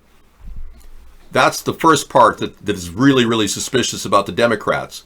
Pelosi's been giddy. She's been walking around, and even our governor, Governor Inslee, was giddy on TV the other day when asked about what was happening. He was laughing. He was like, it's not really happening. Yeah, it is. He's got 6 city blocks locked off and owned by a bunch of hoodlums. No, it's not happening. And even if it was, he's happy about it because now when confronted with it, he's willing to back off and let the mayor handle it. And she claims this is like the summer of love. Meanwhile, there's a rape tent, possibly.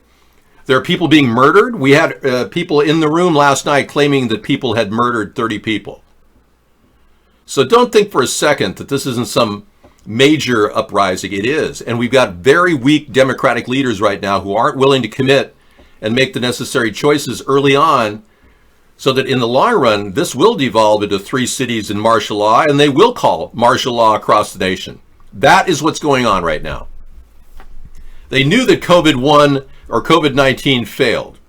Now they're pushing a second wave. There's not a lot of numerical data to support the second wave. A lot of BS coming out of Arizona, mostly illegal aliens. So if we want to look at this realistically, we are seeing our government incite riots, enable rioters with Acme bricks tied to George Soros and Bill Gates, and literally stand back and watch it all turn into the new normal. That's what we're dealing with. I wouldn't doubt Chaz is going to be ground zero for the new pandemic, unless he gets his insulin, because he is definitely an insulin deprived, poor Chaz. And I think Mayor Inslee should change his name to Mayor Insulin and walk right into the ground zero area of this area, the autonomous zone, and offer him the gift of life. Wouldn't that be nice of Jay Inslee to walk in there without any arms, just walk in there and watch what happens to the governor of our state? I hope he's safe. I really do. But wouldn't that be a noble thing for this ultra-liberal idiot who thinks this is all perfectly fine to walk in there and give insulin to Chaz as a gift? Governor Insulin. Gone with the Wind, right. Okay. You want to play that later? Because I can't play it now, man. That may be considered racist. Yeah, are you sure? Are you sure we're allowed to play anything from the 1930s? Because it was a time when racism occurred, so we might want to forget that we even had a 1930s in America, right? Yeah, Hillary Clinton landed under sniper fire in the country of Chaz. That would be a great billing for the Democrats. You notice how the Democrats are always willing to create racial strife? Oh yeah, we saw a clip earlier of Joe Biden in the beginning of the show where he was literally, telling people these people deserve to be locked up in prison because they're black. Seriously, the reason why I have a big prison population of black people is because of Joe Biden. And here he is running again, pretending to be Mr. I love Black Lives Matter, all that. Oh, the Democrats are the biggest racists of all. They didn't even sign the Civil Rights Act into law. You know that the Republicans were the ones that signed it into law, right? The Democrats refused. Oh yeah, you wouldn't believe it. So ironically, they're now the ones to fund Black Lives Matter and get international funding from all kinds of sources and then direct that money to their candidates. We found out through circuitously that Black Lives Matter was actually receiving international donations, and they were all funneling into a conduit that directed to candidates in the political party of the Democrats, which is totally illegal to do. You can't take international funds and then drop them in the hands of Pete Buttplug or Joe Biden, but they're doing that. Isn't this unreal? And now they're seeding riots in America. I mean, the Democrats literally are becoming the Antifa-crats, virtual terrorist group. And the Republicans seem to be completely out to lunch, thinking Trump's doing a good job. Huh? Trump is in daydream land, watching the Golden Girls and fantasizing about golden showers. Trump is gone mentally. There's something wrong with him, too. Anyway.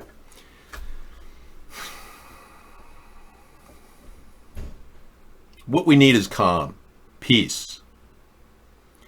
We can work toward liking each other, but love? Wait a second. I'm a little bit hesitant there. Love American style, chewing on the red, white, and blue. I don't know. Like maybe, but love? Not right now. It's Wendy's fault that a drunk man who resisted arrest stole a cop's taser and tried to shoot them with it.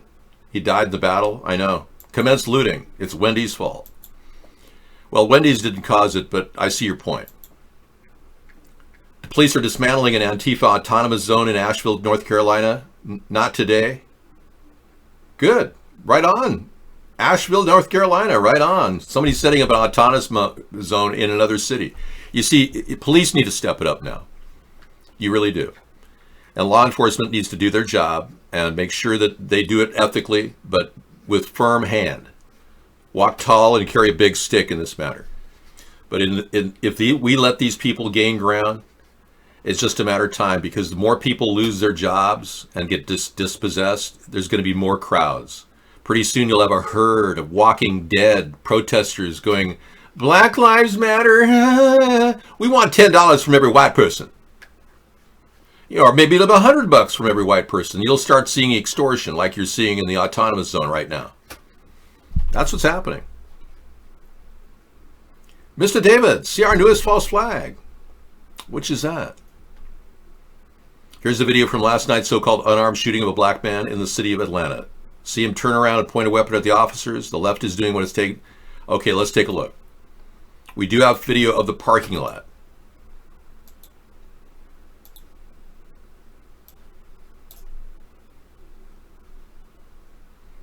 Okay, we're going to see this over and over again, so.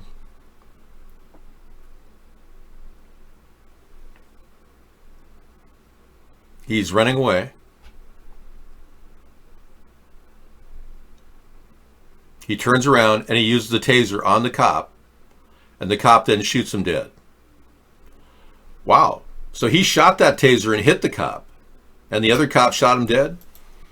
Yeah, see, in this instance, anything can happen. We would try to avoid it with police sensitivity training. You'd shoot for the legs. That would be the modification we'd use in this particular instance. It looks like the cop got him, yeah. I don't know, he got off a taser at least one round. It looks like a cop got hit in the leg too. He was limping. See him turn around and point a weapon at the officer. The left is doing whatever it takes to start a race war by lying. Wow, okay. No, he definitely pointed a weapon at him. I'm not saying that, but even with police sensitivity training, the shoot to maim policy would go into effect, and they'd shoot for his legs. But you see, they're being trained to shoot for the midsection and make a deadly shot to the heart or to the head. That's what the current training is all about.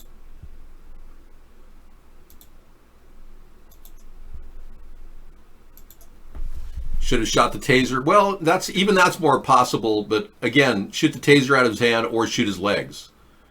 But if they do a gut shot, he usually live. But they go up around the heart and the head, bye-bye perpetrator. Yeah. So all I'm asking is give peace a chance. Give your piece a chance to make sure it has the right shot. Don't take a shot recklessly. When you give your piece a chance, don't take a reckless shot. Exactly. Kind of like John Lennon and Yoko Ono, but with a different slant.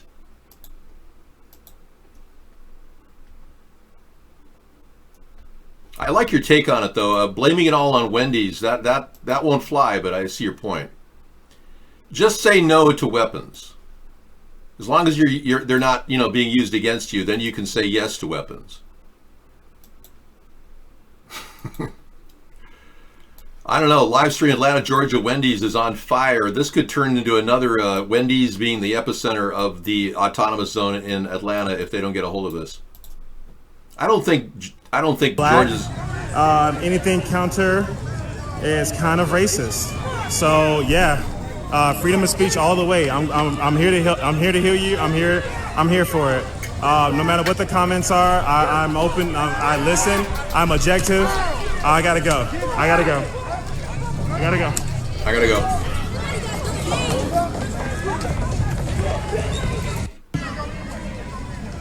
He's alone. He's objective. He's using freedom of speech. I gotta go. I gotta get out of here, or everybody gets shot. That was very funny. He was telling me I'm objective. I have freedom of speech. I gotta go. I gotta get out of here. No, you don't have anything until you're safe.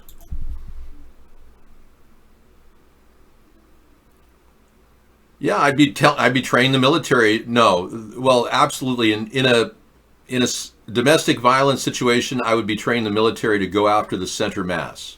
To not go after the center mass. That's correct. But remember, I wouldn't be using the National Guard in Iraq like George W. Bush did. I'd be training the National Guard in this new police training system, because we wanted. What I would do is, you have the carrot and the stick concept. And the carrot is the federal money. And this is where the defunding program that I suggested 12 years ago came in. But the carrot and the stick idea is actually a very effective tool in getting somebody to do something. Yeah, you've got the carrot, which is the money that we'll give. The federal government will give money. We already give nearly $6 billion a year to New York, $1.5 billion to LA. That's a lot of money for the federal government. The carrot is the money. The stick is the National Guard. We bring the National Guard in. This is live. They're tear gassing people. I wouldn't doubt it. We bring the National Guard in if they don't want to allow the sensitivity training to be deployed in their city. We just say, okay, well, your police will no longer be useful because we are taking over. We have to. We've got too many liberal governors that are willing to just stand there and ignore complete utter mayhem and act like it's no big deal. Let's take a look. This is tear gas being fired into the crowd in Atlanta right now. If everybody knows who I am personally, you guys know where I'll be at and how to collect my shit and me. So just please watch out. Okay. He's about ready to drop his stream.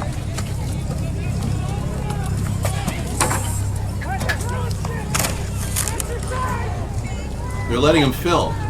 All right, as you see, I wasn't bothered. Cool. Not bothered. That was a pretty scary moment there. Absolutely not bothered. Oh my God. I don't know what the fuck that was, but it was a cone. And he swung that bitch. I tell you what, they do a good job with these shields, boy, because they've been throwing some shit up down. Especially with all the bottled water that's been in here. So I seen one of the middle lights that I really wanted fucking gone. I'm gonna stay right here, guys. I'm staying right here. Thank you, guys. Thank you, everybody, for staying in. Thank you, everybody, for, oh my gosh, for everything. Damn, man. I'm not sure what kind of day I'm gonna have tomorrow, but all I know is I gotta call my optometrist so that way I can get those same pair of glasses, because I'll need those. Absolutely. Yeah, they've got glasses to cover your eyes completely. And yeah, it's a good idea. You guys are dealing with tear gas. Here we go. Second round. You definitely get the strong sense of the tear gas right now in the wind. The officers, oh my gosh. Okay, I'm gonna put my goggles on here. All right, you do have the officers pushing people back this way. They haven't really engaged in arresting anybody. Put my mask back on. It's getting real now. Okay, an arson has just occurred. We have an area in Atlanta that is, they're following proper procedure. They are. Police protest against ban on chokehold arrests. Well, that's interesting.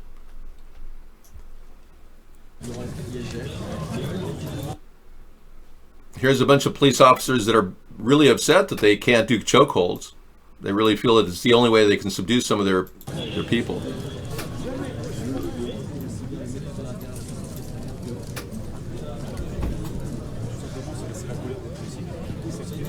This is in France. This is not U.S. Okay, thank you. But we need the chokehold. It is necessary to chokehold every time we grab the pelder. They don't chokehold. I don't know. I mean, I don't really want to incorporate this in the New World Order, so let's keep France out of this for now. But I'll play that later. Thank you.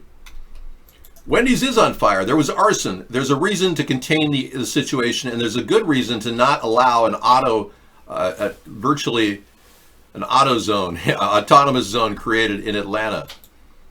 Although AutoZone might consider opening up a store after all. They were so successful in Minneapolis.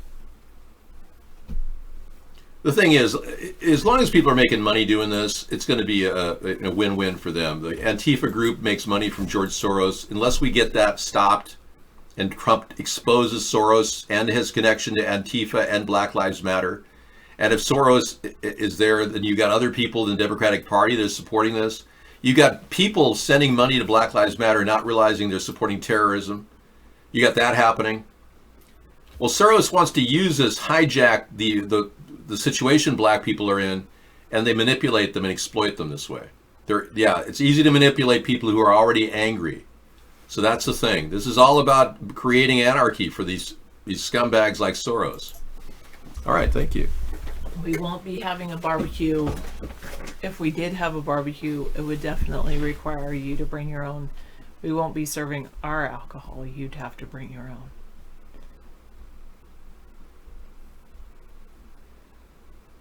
Some people think it's all lovey, misanthropy. Oh, and they changed their name from Chaz to Chop. Capitol Hill ongoing protest. Because they don't want to be claim they're a separate part of the U.S. I think there's different groups there.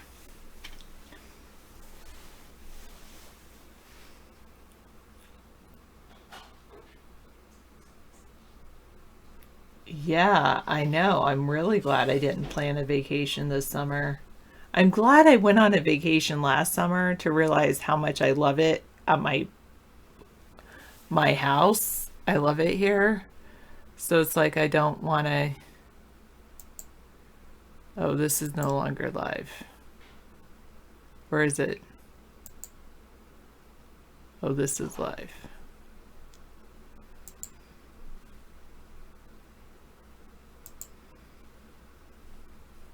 So yeah, I love my house. I don't want to go anywhere. I just want to stay right here, and that's it.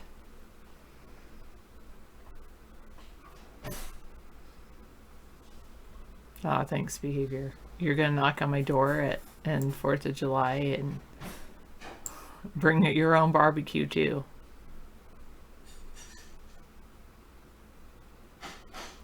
Okay, go ahead and enlighten us, Misanthropy.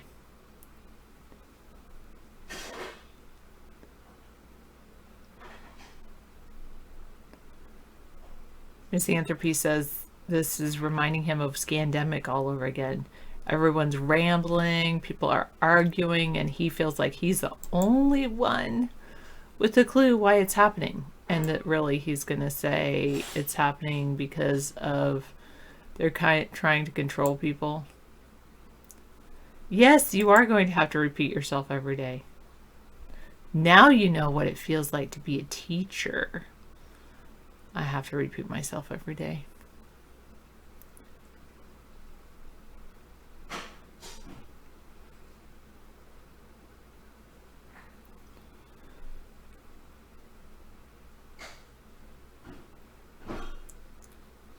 He doesn't know the noise level, Andy.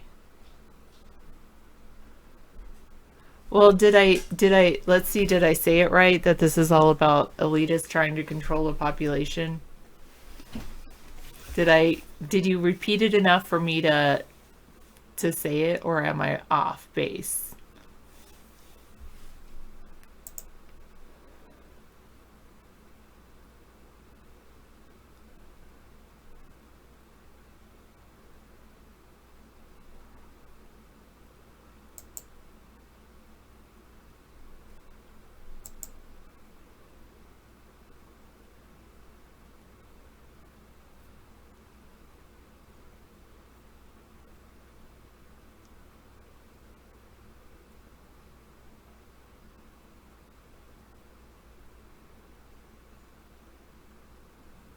Okay.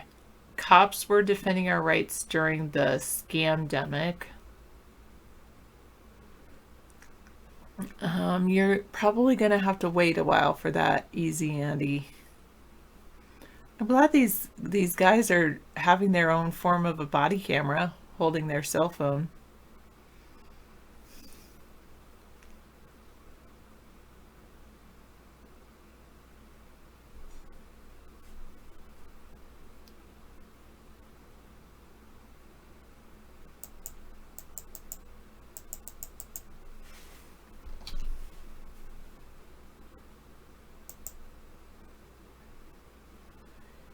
Yeah, those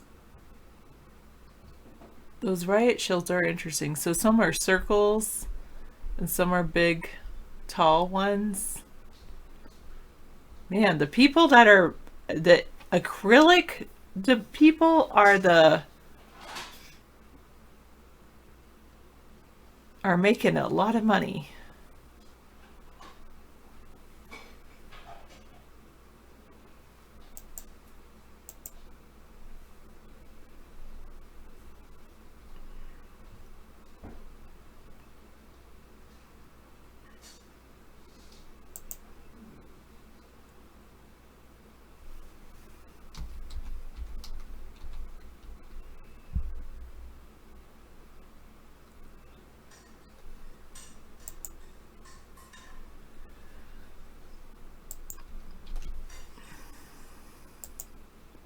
They want more cops that won't question, that will just go along with whatever they decide the official narrative is. Cops that will just do what they're told.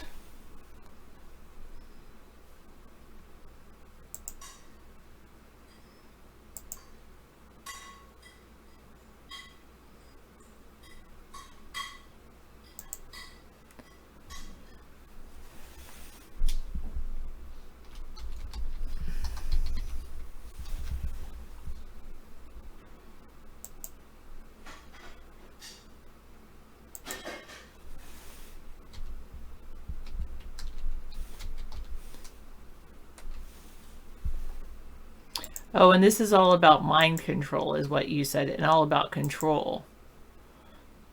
They want to see how many people they can control.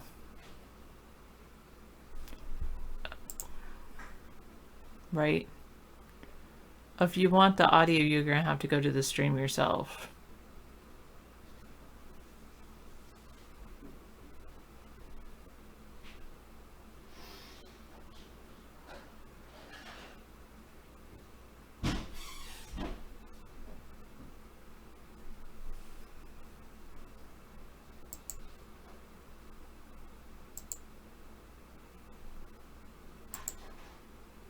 Hello, Flip. This is Atlanta.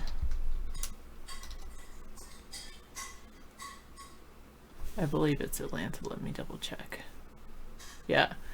Atlanta, Georgia. Ah.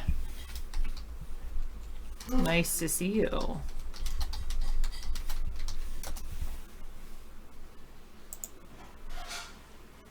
Ron Helton says it's population control and elimination. Do you think it's also elimination as well, Misanthropy?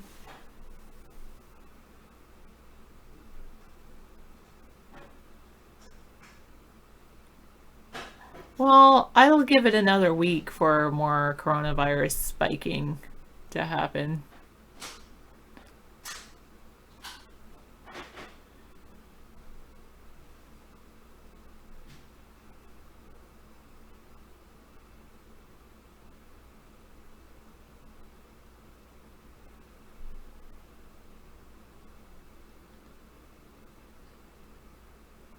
I do try to simplify things, that's true.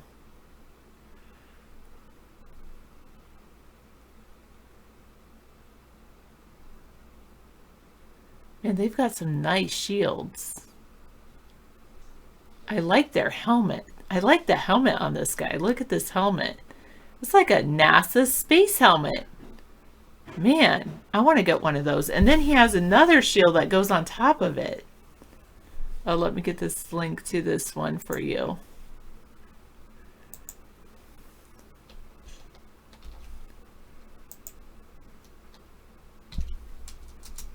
I want that helmet.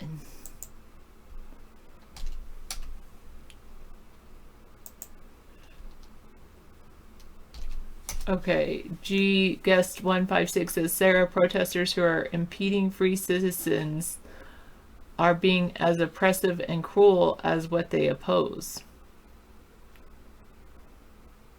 How are the protesters impeding free citizens?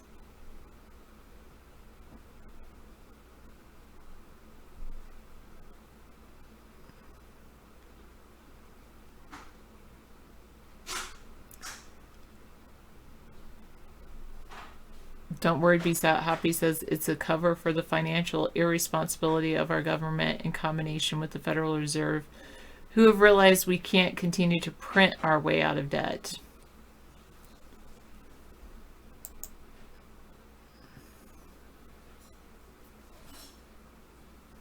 Man, you look, this guy looks like he needs like a wet sheet.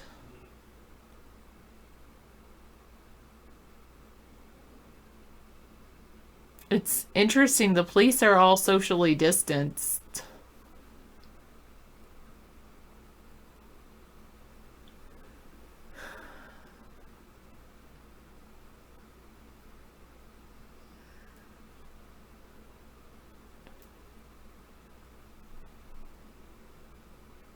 .156 says by blocking streets, then people can't exchange kids like for custody agreements. They can't go to medical appointments, can't go to courts, doctors, etc. That's how they impede free citizens. You think they'll beat you up if you go to work? I think that's fear, and I don't necessarily think that's working. Hey, dude, you got to put your mask back on. Why are you wearing a mask around your chin, lady? That doesn't protect anything. There's no orifice right here. Yeah, you're right. Israelis do know how to social distance while they protest. Americans look like hypocrites. True.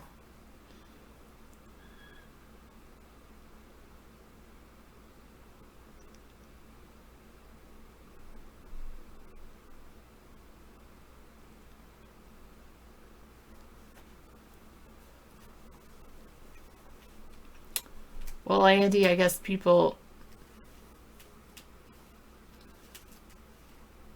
I'm supporting people's right to, I believe in people's right to assemble, and I believe in people's right to speak.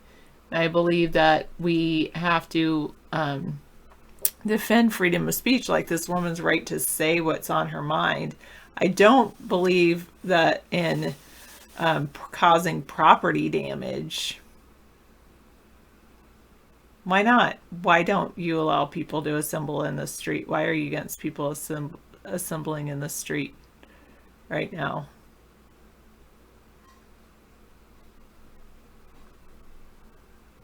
Oh, you say because they block access to others? Well, I would think there would be film of cars backing up.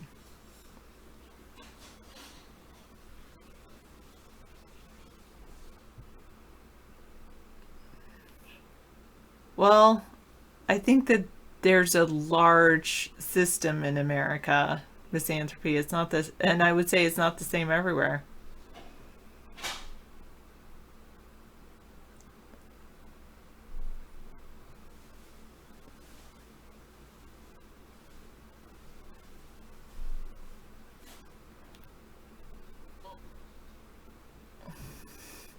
Well, I wonder why this woman's hanging on to this other woman.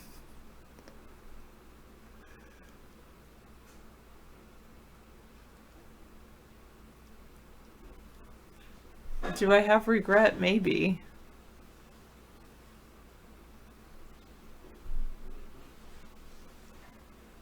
I would say it is. What's on the screen is free speech. People are just speaking.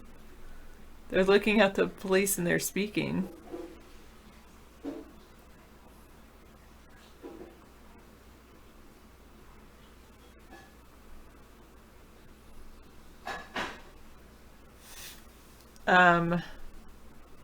These people knew how to think for themselves and were not reactionary.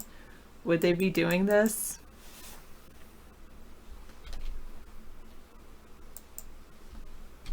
You don't think that they should react? They should just continue to be the way that they continue to feel the way they feel without reacting?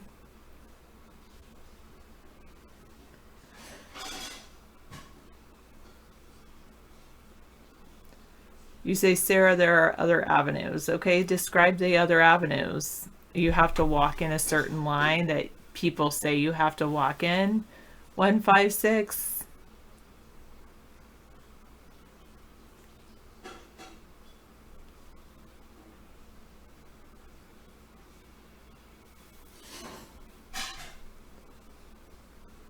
They react. That's true. They react as the media tells them. They have no mind of their own. They repeat whatever talking points of whichever side they belong to.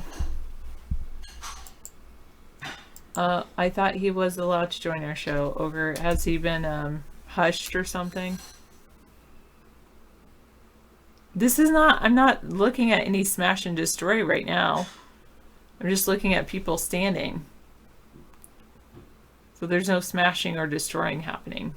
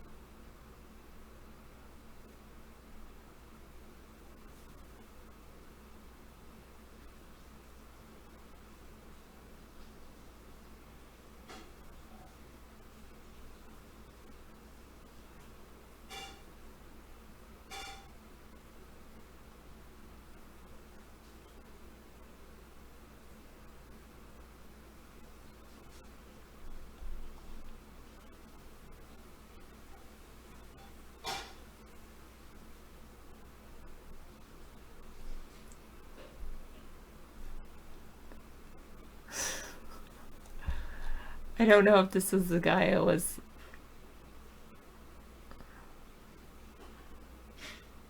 That was a pretty funny link to Twitter.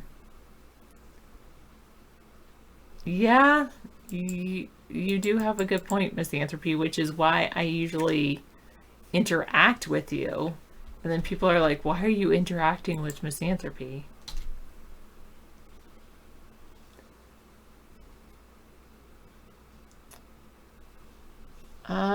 I probably could, but I'm not going to.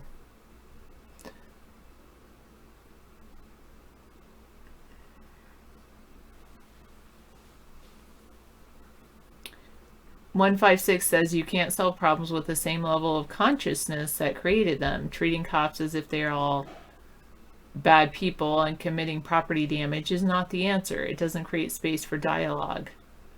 I agree, but I think these policemen are allowing for a space for dialogue.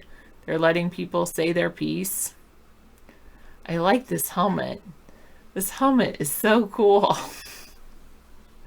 Not necessarily the black helmets, but this white one. I really like that white helmet. Look at that. He's got a gas mask on top of the white helmet. Okay. I know I'm also doing a rambling discussion. Sorry, I'm probably one of those people.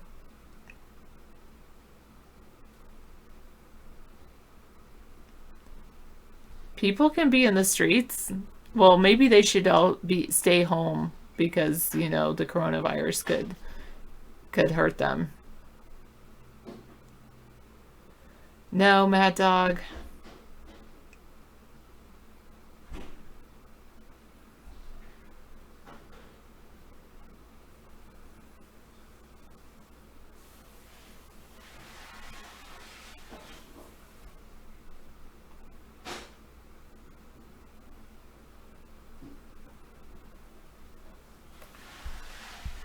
Well, I think they should be arrested, the ones that burned down the Wendy's. I don't think everyone that's here in this video was responsible for that, though.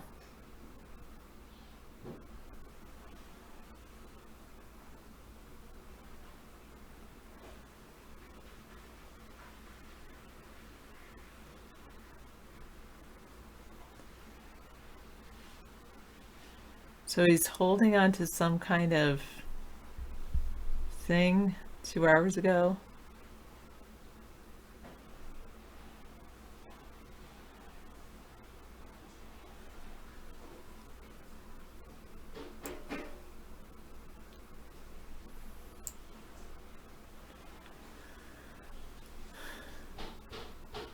Yes, it is. Yes.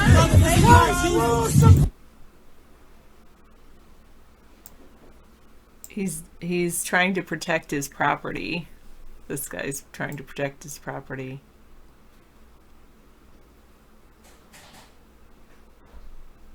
He's trying to hold on to something. He just wants to hold on to that.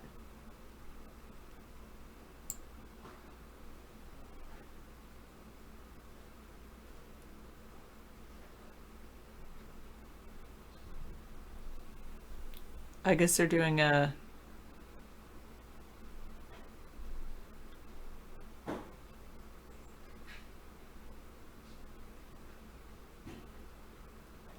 and this person, you guys can't see, this person's off to the side trying to tell her how to correctly hold him.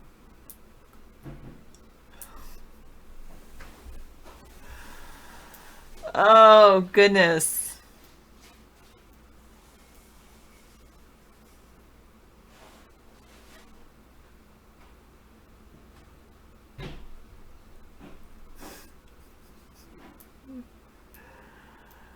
Oh, goodness.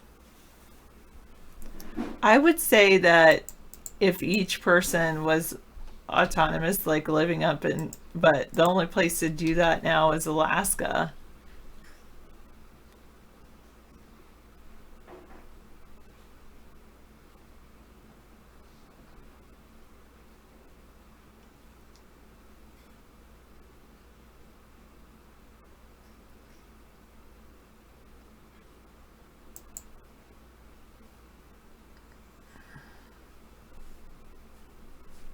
And I don't want to, or the Arctic, and I wouldn't want to live there. I don't know about you. Maybe you want to go live in the Arctic. I definitely don't.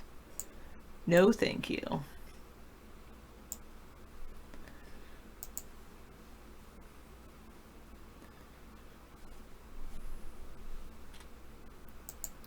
There's some of you that would do well up there.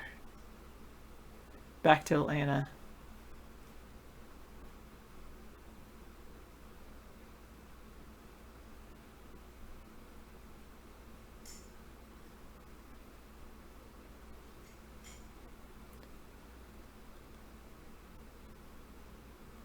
You're right. I did see a lot of vacant land on my road trip in the middle of the country, the Midwest.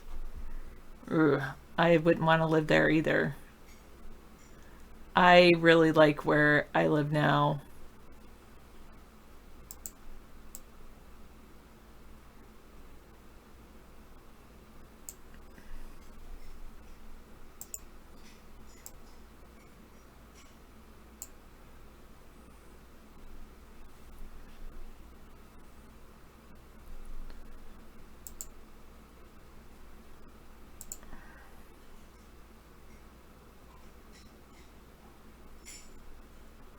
People are people 118.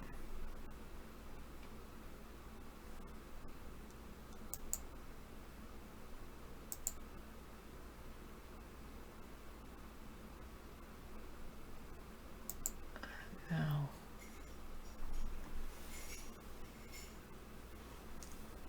A lot of these people are not rioting. I'm sure there are a few that are rioting, but there's a lot of people that are just standing around videotaping.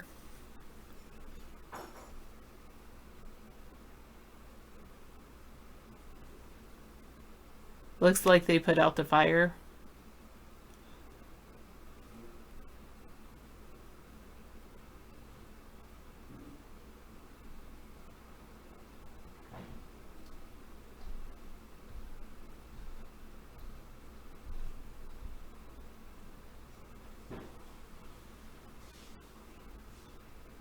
Yeah, things are very low key on Whidbey Island, on the island in Island County. You're right.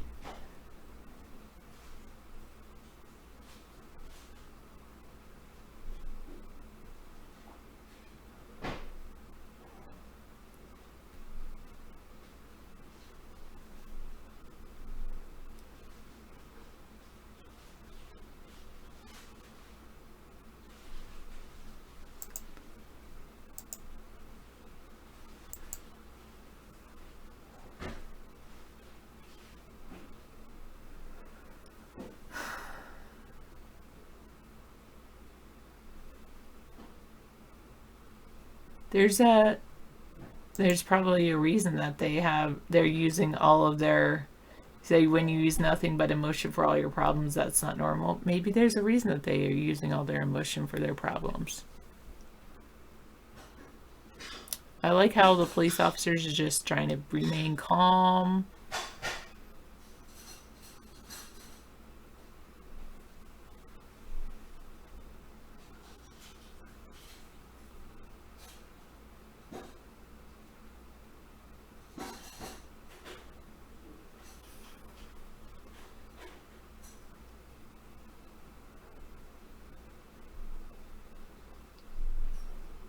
No, we have a Safeway here in Oak Harbor.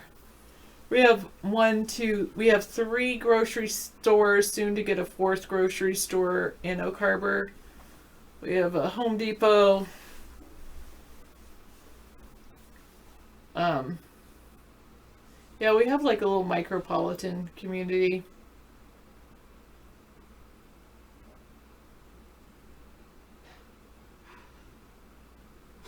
You think the cops are getting paid extra for this? Possibly.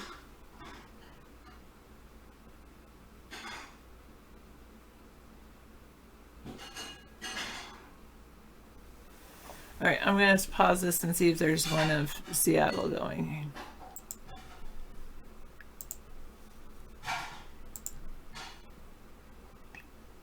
Oh, this is the same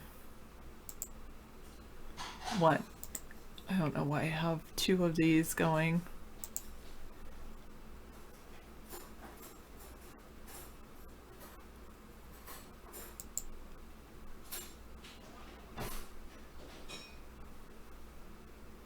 These are both Atlanta.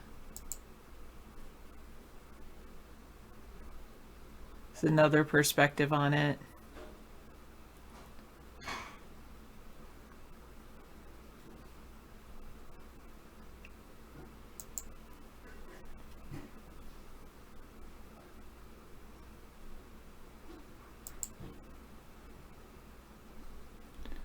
Here's another perspective on it. So I've got 3 different Atlanta videos.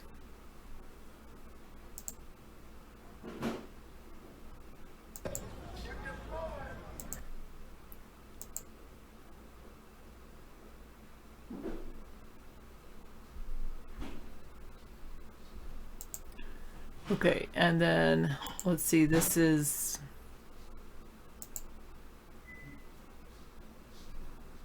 the place in Seattle. So one city in North Carolina is holding back an autonomous zone from starting. Okay. Ashcroft, North Carolina, I believe. All right. They're Asheville. Asheville. They're trying to stop it from happening. And they're doing it. Okay. All you need is a little bit of a semblance of order, and it keeps it away. No problem. Okay. All of these tabs that David had open were from today. Most of them, Yeah. Except the first 6 or 7.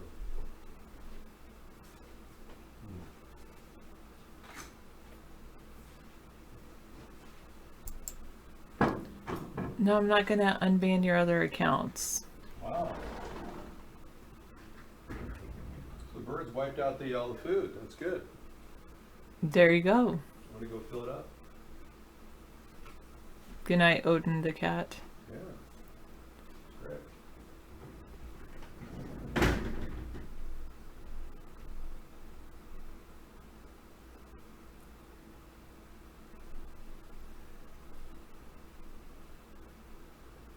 Yeah, it would be a lot of stress for the poor police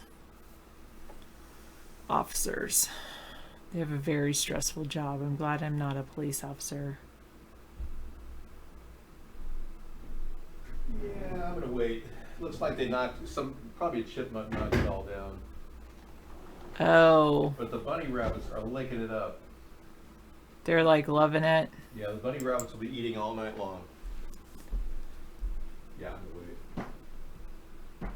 No, yeah, it would cause heart issues.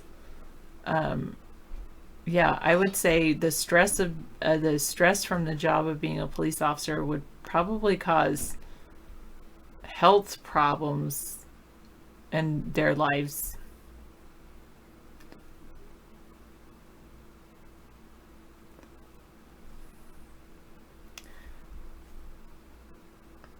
Why don't you ask David to unhush him, Ogre?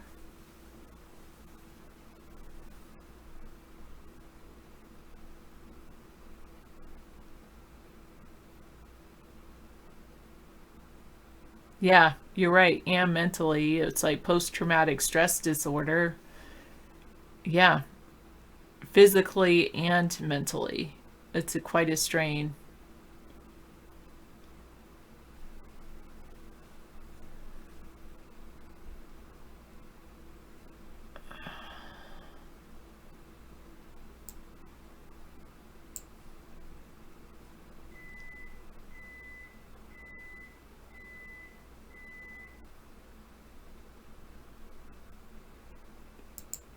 Here's another.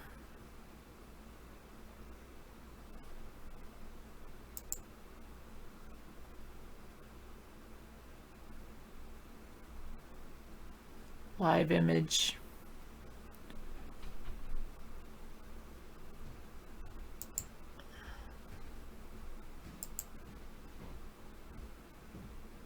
People are just mulling around talking their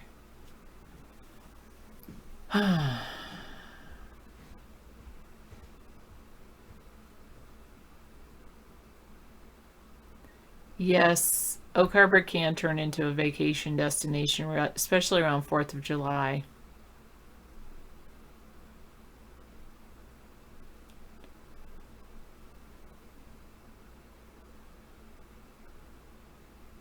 Why is it that that when a situation happens, the very first thing people do is beg for money? Can anyone say scam artist? Absolutely.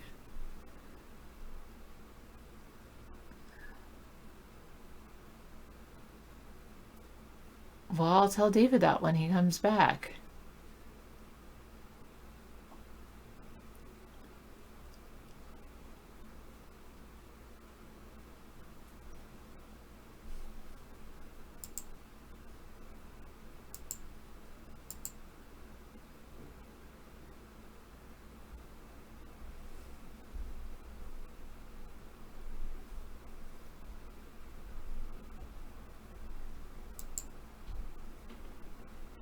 So there's 4 different live feeds that David can go through.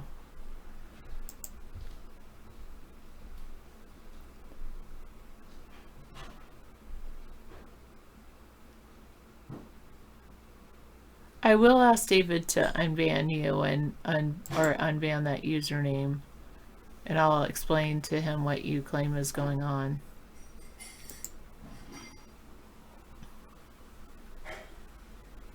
Yeah, the people do look like they need jobs.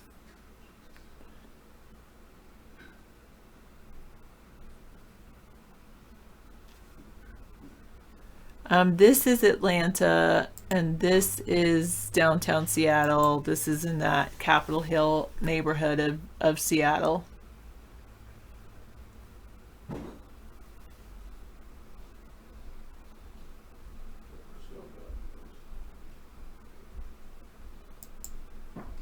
You know, if only Dick Proenneke had been alive today, he would have been great in that series alone.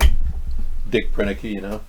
No, I don't know who that is. Yeah, the CBS series, you know, where he was like in the woods going, and I dressed the caribou, and it was a... Yeah, I didn't know his name, but you're right. Yeah, he was great. This person is asking to unhush this character because they claim that this character is bedridden and had a stroke, and now they're half paralyzed, and the only thing that brings them joy is the show. Why don't they come in under a different name? Okay, you got your answer. Why don't they come in under a different name? Come under a different name, like call yourself Life Rape or something, because KY Poopy was suffering from life rape. Yeah, that would be a great username. That's a horrible username. I'd rather unhush KY. Well, you see, KY Poopy threatened my life, okay? Yeah, he threatened my life. The last time I went to downtown Seattle was for my graduation,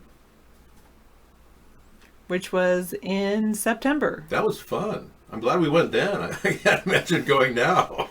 That was crazy. We probably drove through some of these streets. We did. But I mean, can you imagine?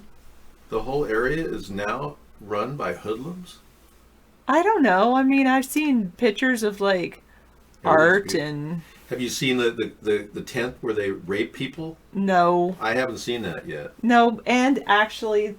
The fact that people are saying that businesses are getting extorted, there's businesses that say, no, we're not. So there are businesses that are open right now? Yeah, and in the Capital One district? Yeah, and they're saying, we actually like that we're open because we weren't able to make any money when you had the coronavirus shut down, and now people are walking by and actually buying things from us. Wow. Okay, well, we went from social distancing now to free love. Yeah. Wow. They're going to have the Summer of Love in the Capitol. Well, what about my idea of turning it into like a Disneyland environment, you know? Yeah, let them do Peaceland it. or something. It's fine. The whole district could be Peaceland. It's my idea, you know. You don't have to answer to it. I heard the cop actor that looked just like that guy on Crap. Yes, you're right. Target. I built a fire, and it's a cozy 41 degrees in my cabin.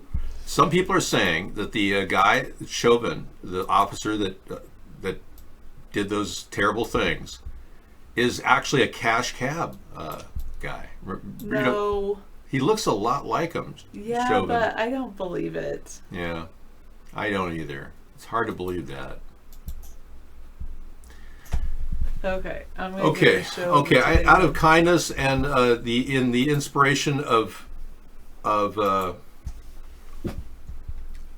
forgiveness, I'm going to unhush KY Poopy. Oh my goodness. Mm-hmm. Okay. So good luck. Try to be nice, but he's not in the room. He has to be in the room in order for me to hush him, unhush him. Huh. Yeah. That's weird. Yeah. So when he comes in the room and asks to be unhushed, I'll do it then. Okay. All right. Oh. Yeah. Enjoy your evening. Get some rest. This show alone is pretty intense. I'll tell you. Are you finished with it? Yeah. Oh, so who won? The woman? No. Okay. Sorry. She lost. She was almost at it. She was eating those rabbits and those squirrels. It was really good. It's the guy who had the moose. Yeah, I knew it. He got a moose and he lived the longest because he was eating the moose. Yeah, he claimed had his a fish. Yeah, and he had a fish, but he lost the fish to the where. Oh, what's it called? Whatever. But he got another one. Really? Good. I'm so glad that the guy won. He deserved it. These people are so desperate for money. They are. It's so sad. David was saying it seems like the people take advantage of the people that just, Then they suffer so much in the woods all alone with nothing to eat for like, what was it, 10 weeks, 11 weeks? Yes, 10 weeks. 11 weeks. 77 days. 77 days is almost a little longer than the time I spent on the 1,000-hour show that I did. A day-to-day, 14 hours a day, consecutively during phase 1. A memorable time. Okay. Thank you for everything, Sarah. Take care. I'm just gonna relax. I'm so glad today's Saturday, and I only have like 1 week left, and then I have a few months of relaxation. Yeah, you got a lot of relaxing time. Very busy. One of the things about me is like I'm always amped up. Working. Yeah, it's true. You've been working nonstop. We could vacation in the autonomous zone if you want. We can go down there and camp out. I'm going to vacation. I'm going to stay. You're right here, yeah. I'm not vacationing in the autonomous zone. I'm not going to vacation. I'm going to staycation. I'm not staycation. There you go. Staycation. Stay and put. Sarah doesn't like going out with a mask on and encountering people, and I don't blame her. So, and I've been, spraying her hands whenever we touch money and things like that. We even got some new spray bottles today, and she bought some hydrogen peroxide she puts in, and she's going to spray her mask and put it in the sun. Masks are like $9 a piece, the cotton ones. Yeah. And then they've got plastic shields now for people. I mean, we're going over the top. OCD land. Completely over the top. Well, no, I'm taking concern. I'm not only worried about the virus, I'm worried about the smart dust that they're spraying in the air that we're breathing. So, and unlike the Democrats, I'm willing to discuss issues like chemtrails, which they won't even talk about. They'd rather we give up our gender and our race and apologize to African Americans. That's the mindset of the Democrats. What does phase 1 mean? I don't know. Good question.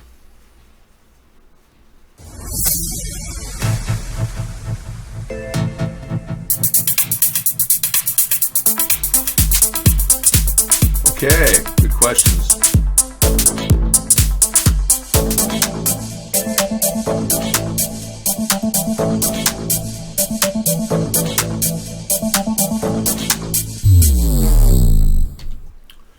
Why are they pacing up and down in Seattle like a bunch of tweakers? Look at this woman. She's going after the cops. That has kept our communities divided.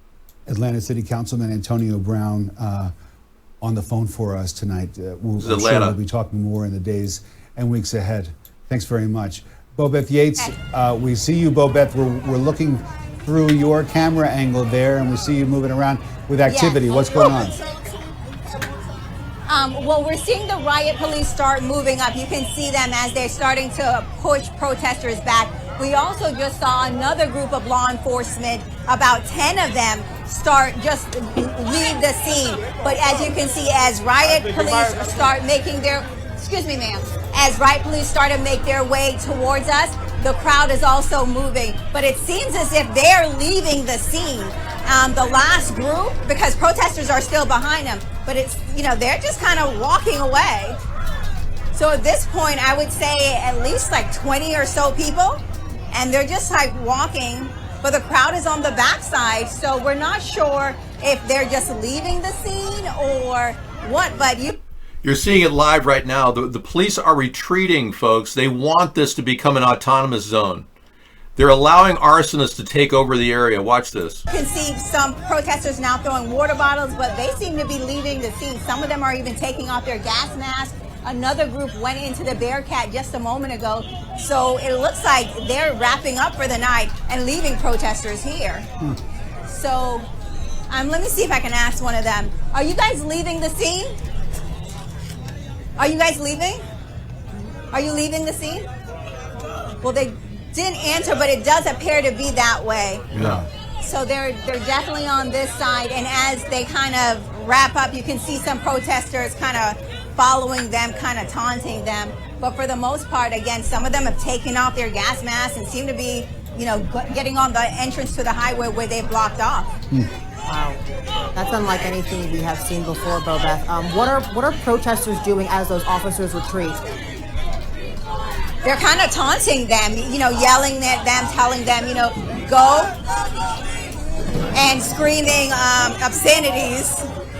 I'm kind of actually wrapped in them. I'm trying to find the photographer right now, because at this point I'm on the side with the police officers. But it seems like now they're kind of following them. They've created a new line earlier where we saw the other officers were, and they're just actually just coming to a line right now, and they're pulling officers back. You can see them, like one officer just pulled one of them back to their line, and it just seems like now they're leaving and all of them are on this side. Hands up, don't shoot. Hands up. I'm going to let you listen to some of the crowd. Don't shoot. Hands up. Don't shoot. Hands up. Don't shoot. Hands up. Don't shoot. Okay. You bitch. You bitch. Don't shoot. Don't shoot. And this is a scene that is familiar now to anyone who's been following the news over the last several weeks since the death of George Floyd in Minneapolis on Memorial Day, a couple of Mondays back, and the protests that have hit the city of Atlanta and metropolitan areas around the country, where you see the protesters on one side, you see the police on the other, and at this point, thankfully, it is peaceful now. There has been a fire tonight. The restaurant that was the scene of the death of the young man last evening has been burned to the ground. There were a number of other fires set as well. But again, a familiar scene where you see the protesters sort of realizing that this is it for them. They're not going to be able to go beyond the law enforcement there. And so they walk back and forth and they chant what they want to chant. But on the left, drive-through last evening, and those flames burned for a long time right near several gas stations that were in the area. Okay, this is on the eve of the shooting of a man who grabbed a taser from a cop yesterday, was it? And went ahead and tried to use it on the cop, and then was shot, killed.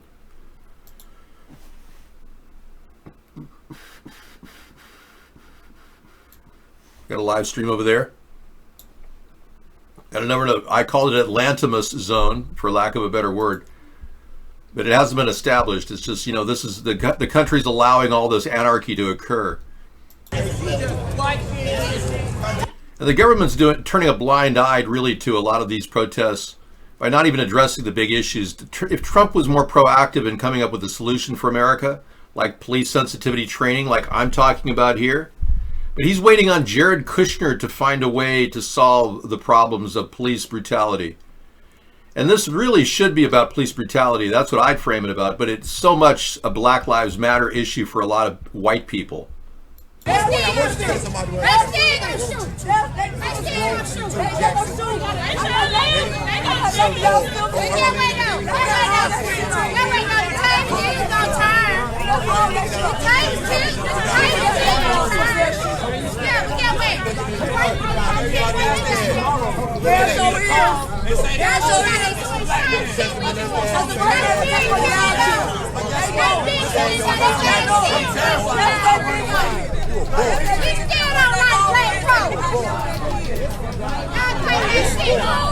We're trying to unify.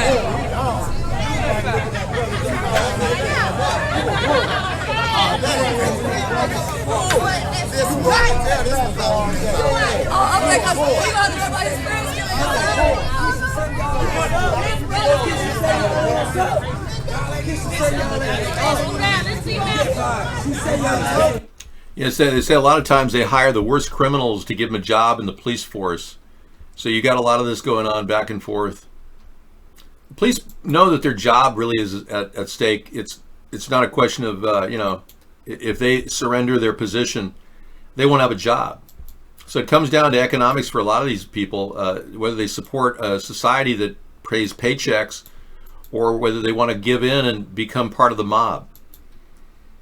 Now, as you can see, there's a fine line between this and mobocracy. What Trump is laying out right now by not leading, instead sitting around watching Golden Girls with one of his friends, is we're going to see a lot of these cities continually light up because he's not enforcing the law. Yeah, you can do whatever you want. I mean, if you want to exploit this time to do a blackface video, I'm not doing it because I've already done a blackface video of Barack Obama. In no way would I want to make fun of black people. No, I think that it's important to know that I did it for a purpose. If you just want to do it because you're making fun of black people, that's racism in and of itself. If that's what you want to do, go ahead. Yep, our stable genius is following orders to stand down. Good point. So everything's kind of in flux right now. Let's see what's going on over in... Confirm. Now y'all don't want to talk. Do you care? Did you care when Trayvon died? BOS 18. Did you? I can't sleep at night. You cared, but come on. How can I sleep? How can I sleep at any given moment? Me or one of my family members could be shot down. Come on, man. How can I sleep? I was in the chair though. How can I sleep? They can kill your. They can kill your people too. They can kill your people too. Just because y'all police don't make y'all exempt. Guess what? Guess what? The police just killed my cousin in New York. Wow. I can't do nothing about it. My thing he got is, called a crossfire. My thing is, right is right, wrong is wrong. That shit ain't power. This is good. We're getting some like real interviews here right on the street. This is actually a really good thing.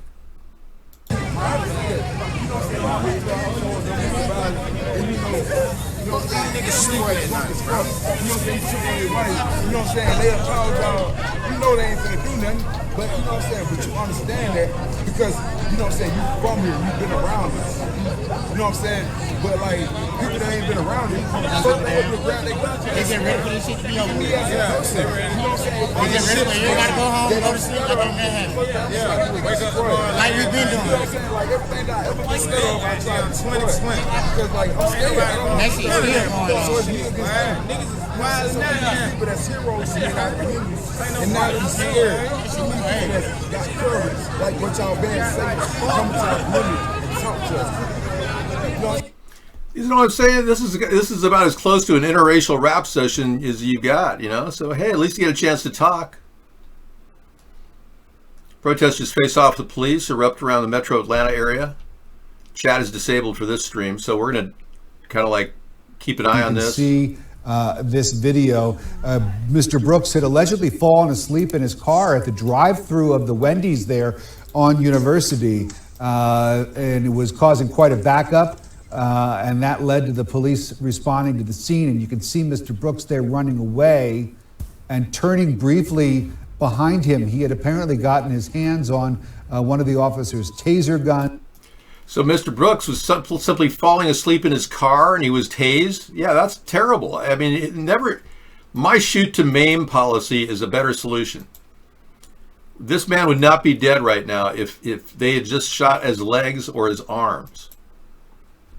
Okay, let's go to Seattle. Live from Seattle, we got pretty much nothing going on. It's all cool. It's just kind of a non-camera there. We go off of that and then onto the other camera. Oops, wrong guy. I can't even wade through that video. This one, a live protest, Atlanta police.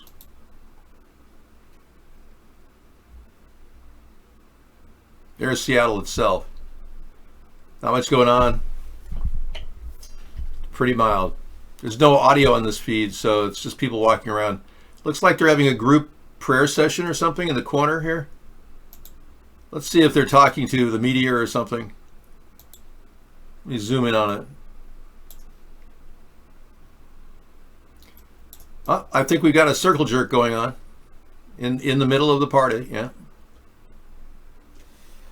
I'm kidding. There seems to be a gathering of people. Maybe I know, they're sharing COVID secrets like, hey, breathe on me, breathe on you. They're building herd immunity now. Yeah, that's what they're doing. Well, the thing is, if people want to steal and cheat and become lawless, then the law has to come in and enforce it. Now, by Donald Trump standing down and not enforcing the law, we're seeing lawlessness evolve and anarchy. So you see, Donald Trump really is the storm. He's not bringing the storm, he is the storm. He's a very divisive person who's simply laying back now and not saying anything. It's pretty funny. They say he's totally detached. He doesn't even want to listen to anybody right now. He's like in his own little la-la land watching, his TV shows. When will Trump call in the troops to put a stop to this crap? Well, wouldn't you like to know? Would you vote for Trump? Trump is a New World Order puppet. I told you that. He's never going to do that. The New World Order wants the breakdown of our civilization. That was all part of the deal. That's why I warned you about Trump and the oligarchs. You didn't want to believe me? Okay, your choice.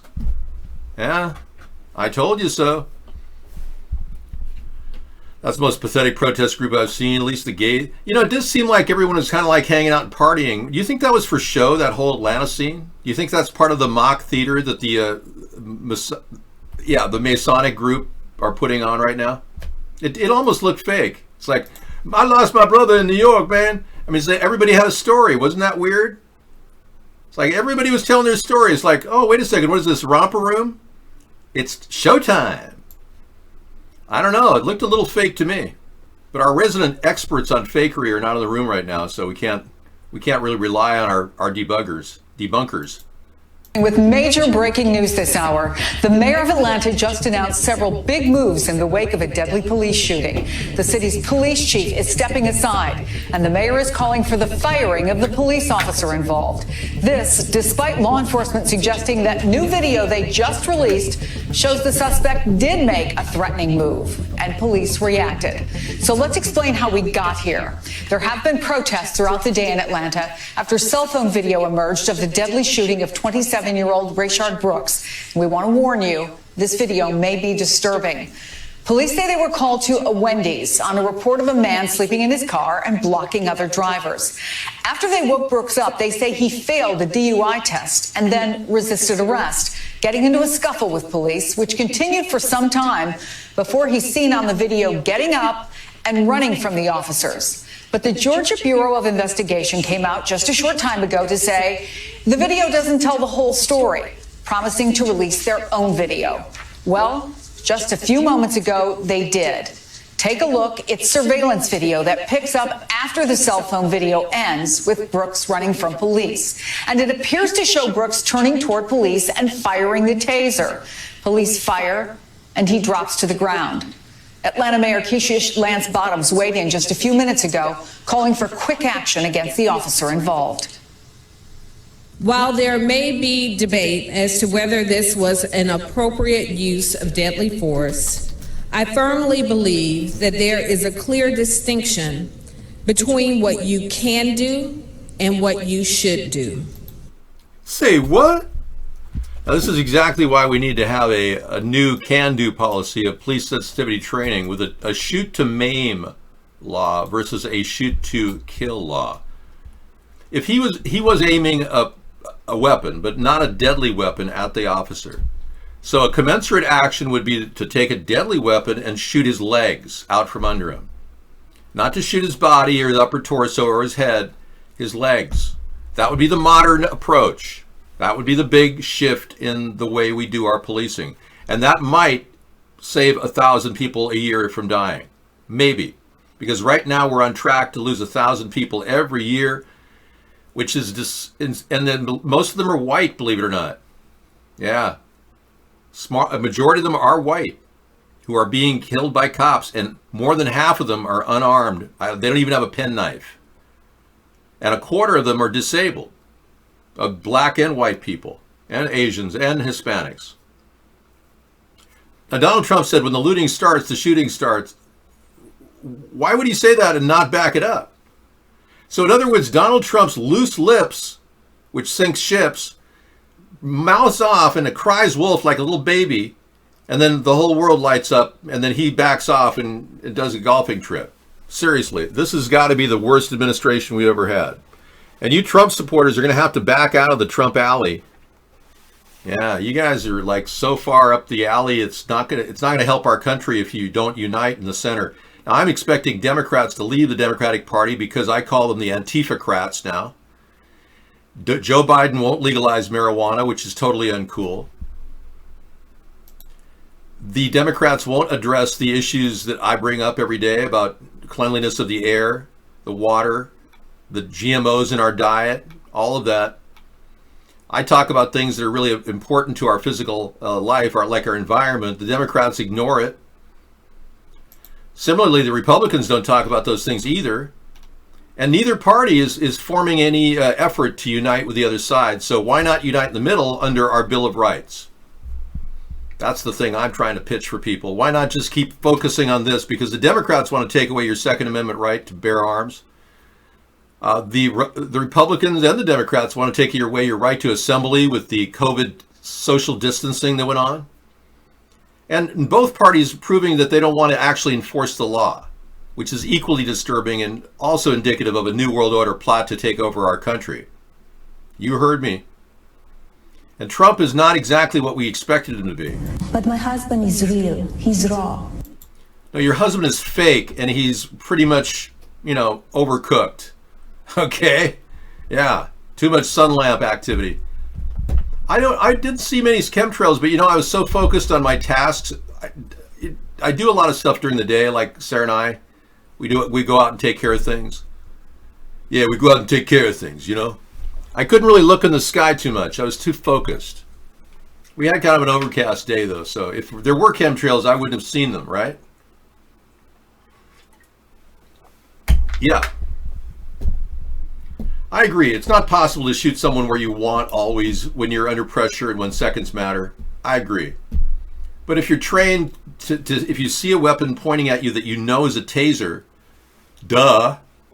It's not going to shoot you other than to disable your partner. He'll be going, Meanwhile, he did get a shot off as the taser hit him, so it apparently was a life-threatening shot. Maybe I could argue this. It's entirely possible that taser caused him to shoot and kill the guy. Because the taser hit him at almost the same time he then released the bullet. And if we look at the forensics, we'll find out exactly when the bullet was released. I am too. My black pants on. Yeah, I go absolutely ready for action in case I'm called to task and said, Mr. Sponheim, we need to get you in a helicopter to Washington, D.C. right now. We want to make you the vice president. Okay, sure. Where do I go? Well, it's not a not. No, you're just picking on me, Joe. But the mook, if he says that, that's his problem, okay? No, I was just lifting my leg. It's the leather chair I have. It does a little, like a flatulence sound. I chose it because I noticed, hey, this is really nice. Does it normally make sounds like flatulence? Yes, sir. It sounds just like a farting chair. Oh, okay. Now, I'm not going to discuss this man who wants to be a future adult film star, but he's a devout Christian and a former sergeant in the Army. No, I'm not going to give him any airtime. That's ridiculous. Well, let's be clear. They were trying to expand the Antifa farm, but a homeless guy has taken over it. So something went down right in the middle of the Capitol Hill. Apparently, they wanted to do some gardening, and somebody decided he wanted to have an ecstasy trip instead. So here's video of it.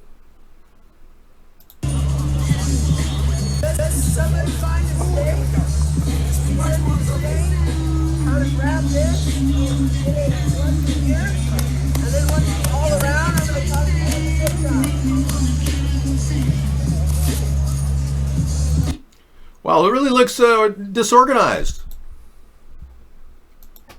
Just somebody find a stick. How to grab this. One here. And then one all around. I'm going to talk to you at the same time.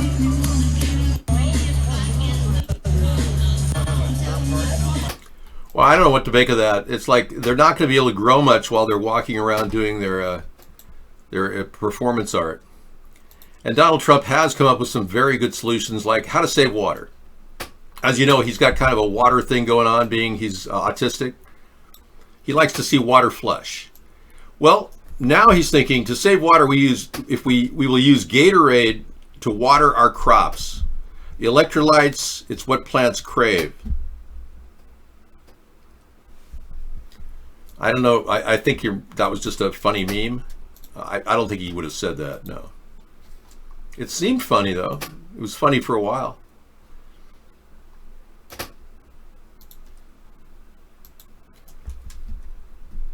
Well, people can die from punches in the face. Absolutely. In fact, there's a particular move in karate that is extremely dangerous. Well, I'm just going to give you a demonstration. It's the wrist right up into the nose of a person. And it's a kill move. You can kill a person that way. If you align it perpendicular to the face, it'll kill the person. It puts their nose up into their head. It's a terrible move, but it should be outlawed in martial arts. It usually is.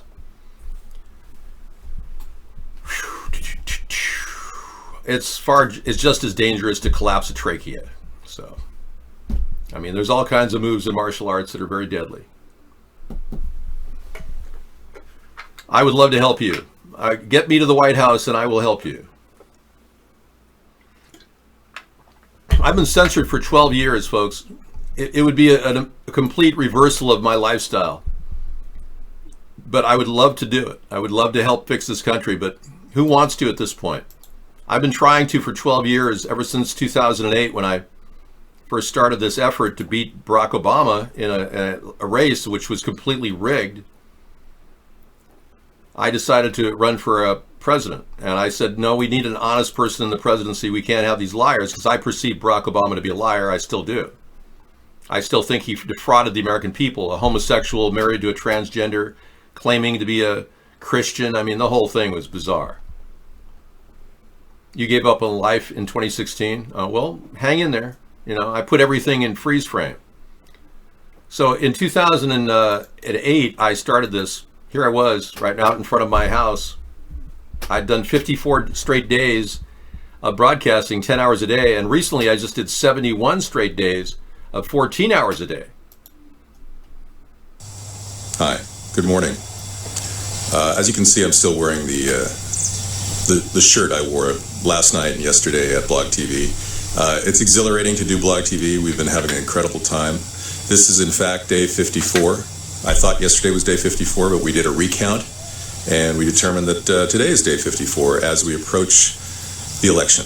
And as your potential write-in candidate, David John Sponheim, I'm here to show you my hybrid electric vehicle. Okay, so having done that 12 years ago, I then kept the car in exactly the same shape. It's been in freeze frame the whole time, and I'm pretty much the same guy. You think he's handled it bad? He hasn't handled it at all. He is partially responsible for this happening. Absolutely. He could have given proper governance. He could have at least said to the governors of 7 states, you've got to honor the right to assembly. And in doing so, we would never have had these ridiculous laws that people were charged. They were charged tickets for going and sitting on the park bench. Meanwhile, he allowed those same governors to release 67,000 criminals into the population without even saying, don't do that, or passing an executive order not to release criminals into the population. He could have done anything, but he didn't. He didn't do anything with the toilet paper rolls. Remember that? He never called the supervisors at Costco and said, hey, you want to sell one roll at a time, not multiple ones? He hasn't done good governance. I don't think I want to sell a Honda that's worth millions of dollars, Petoro. Why would I? You realize what my Honda will be worth someday? That car? You couldn't even put a price tag on it. Well, is hubby having a hard time seeing when he drives down the road with you? Is that why he wants to give up driving, or what? He doesn't like the insurance on the car? Is that why? Baltimore boys BB guns, seen virtual class. I heard about that. I don't want to go there. We played it twice already. Sarah talked about it in the show. Yeah, turning that poor boy in was ridiculous. No reason why his mother should have gone through that. It was deplorable, and ironically, those good gun rights supporters have been violated. The whole school district violated the whole family.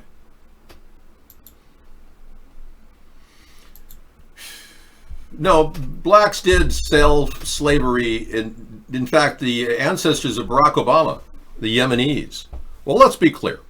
My ancestors used to sell slaves. That's what Barack Obama should have said. That his ancestors sold slaves. That would have been a far better thing. It was a far better thing.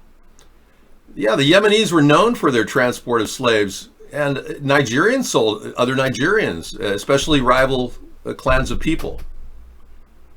It's all part of the same thing. So it's not like black versus white, white versus black. It really comes down to anybody who wants to profit from other people are human trafficking. That's been going on for years, but we've always labeled it as racism. Granted, whites did terrible things to blacks. I'm not being apologetic to that. I didn't. My family didn't. Maybe your family did, but do we have to pay for this for a couple hundred years? No. Hardly. So you want to see the guy who just doesn't care about anything. That's your high point in your day? Okay, I can do that. Here's the man who doesn't care about anything and made $14 million on YouTube talking like this. Do something, and you're just like, what the fuck is going on?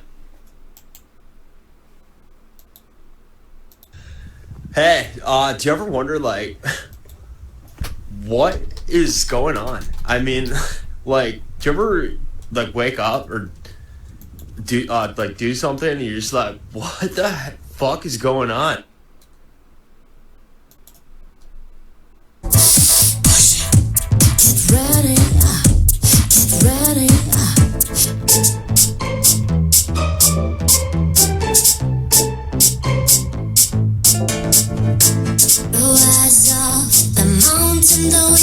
So many times before, you keep me wanna go there over and over, but I know how it goes.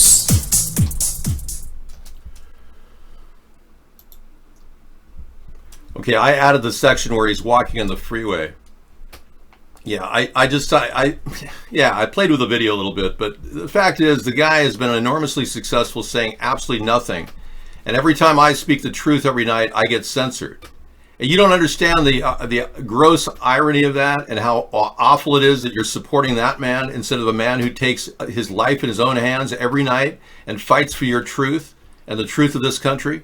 And you support a guy who says absolutely nothing and gets millions of dollars for it as an AdSense prostitute.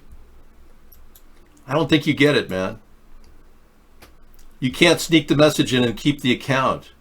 Just like I have to hush you and keep you out of the show because you're of no value here.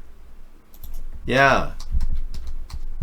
It's the same reason that you're getting a little treatment of what I get every day at YouTube. You're sick for supporting that man and not our efforts. Goodbye. Sick. Absolutely sick. Nor are you even aware of the censorship that's going on in the country. Because you're not even here. You've been hushed because, number one, you're a shill. You're being paid to attack our show. Yeah. It's like an endless thing. Nobody has two accounts if they're not a hacker in our show. Guy's got 2 or 3 accounts too. He's just messing with me. Okay, your inside broadcaster transmitter's on. I'm in the Mr. Carlson lab. Okay. You have multiple accounts. You're not a real person. Hi there, and welcome to another episode of Mr. Carlson's Lab. Okay, Mr. Carlson happens to look a little like me, I will say. Yes, definitely. I will say that there's a strong possibility that Mr. Carlson and I knew a family member who knew a family member that looked like this guy. Let's take a look. Mr. Carlson's Lab. Wow, it's a pretty close match. Except I look way better than he does. So in the past, there's been quite a bit of interest in this big old Gates AM broadcast transmitter here, so I figure it's about time to do a video on it. So what I'm going to do is show you how all the meters work and what they represent. We'll take a look at the knobs on the face here, and I'll show you how they control the transmitter, and then we'll go around the back side, and I'll take you inside the transmitter. Yes, it is big enough that I can stand inside it and comfortably show you around. Well, I got to tell you, he does look a lot like me, but he's only 5'4". I'm 6'4", so there's a big height difference there. All right, but good shot. I mean, that's close. Now you figure, from the physical. Oh, shut up. Yeah, he's a good facial match, but I'm not into facials. I'm hushing the other guy. Hush, hush. No, I don't have any other sons. There's a lot of people who look like me. Thanks for entertaining my show with pictures of me. I appreciate it. There have been experts on subjects that I've often been interested in that happen to look like me. And I can't say for sure if I'm not related to that person somehow. But yeah, there have been a few people out there who look pretty much like me. No question about it. But do we really need to exploit this stuff? Kim Jong-un is dead, folks. We need to start mourning for the loss of the imperial leader and embracing the new leader of North Korea, his sister. Okay? My name is Joe Bullard. I've spent the last 20 years researching Ed's Coral Castle in Homestead, Florida. Now, this guy looks a lot like me. I mean, a lot like me. And I still sound like that because I do a little voice work in Florida, and I definitely have a sound like his. And I did have a very strong interest in Coral Castle. Said, ring this bell twice and I'll give you a tour. He said, ring this bell twice and I'll give you a tour. So I can almost get there. But yeah, there's a lot of people who look like me. Kim's sister threatened South Korea today. I know. And this is exactly what the great guru of politics, Dennis Rodman, has said. He said if the sister starts behaving very strong and aggressive, that means that Kim Jong-un is dead. And I think the great statesman and diplomat Dennis Rodman can speak for himself, of course, but as you know, he did have a very close relationship with Kim Jong-un.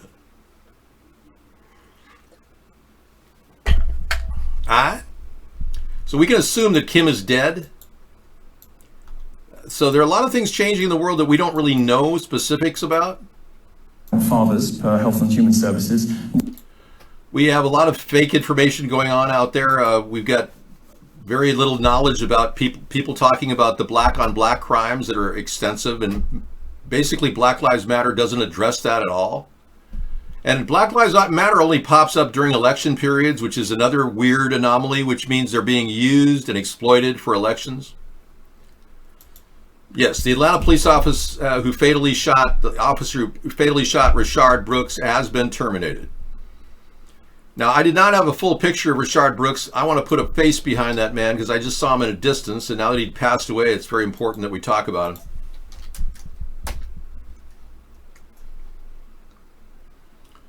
Okay, I'll take a look at that article on Kim Jong-un's sister. The fakery that's been going on needs to be addressed by any new political alliance. We can't sit back and ignore the fact that Black Lives Matter has been hijacked by a group of fakery people.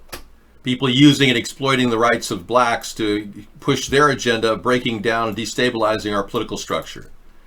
It's no different than when the CIA backed Al-Qaeda forces to overturn Muammar Gaddafi. It's the same, right out of the same playbook. Okay, Kim Jong-un's sister threatens military action against South Korea, promises tragic scene at the liaison office. Wow. Now tensions rising between North and South Korea as the Kim regime cuts a key communication hotline with its neighbor to the south. Greg Palkot is live with the details. Greg, good day. Hi, Ed. Yeah, North Korea playing hardball with its neighbor to the south. More signs of a dangerous, potentially, and certainly a restless regime. The government of Kim Jong-un saying it's cutting communications links to South Korea, including a hotline especially aimed at diffusing disputes. North Korean state media saying it wants to end all ties with what it calls the enemy. The reason given, leaflets critical of the regime scattered across the border from the south by North Korean defectors. The real reason, experts say, though, is South Korea not delivering on business deals which could aid an economy battered by sanctions and, it's thought, COVID-19. Experts also see this as a sign of the growing power of Kim's sister. Her name is Kim Yo-jong. North-South relations is one of her responsibilities. She reportedly was behind today's move and has spoken disparagingly of those defectors. By the way, this week marks the second anniversary of the Singapore summit, remember that, involving President Trump and the North Korean leader. It was hoped at the time that that meeting could lead to diplomacy, reining in the North's nuclear and missile programs. Ed, there has been, as we know, a bit of a pause in the North's offensive activity, but really just a pause, some fear, and no warming of any diplomatic feelings, as we see from today's reports. Absolutely good. Absolutely good. Thank you very much, Chris. Okay. The man involved, Rayshard Brooks, has a family, folks. They're leaving a man and 3 beautiful daughters and a wife with no husband, no father. Now, I do have a better picture of him. I'm going to take you to that in just a second, but this is a family man. He was sleeping in a parking lot trying to, relax. I mean, this is like ridiculous. They bothered him. They shook him down. I'm not saying he should get away with grabbing a taser and trying to tase the man and run away, but I must tell you, this man didn't deserve to die. He just presented a taser. It wasn't a deadly weapon. Why would he be shot with a deadly weapon?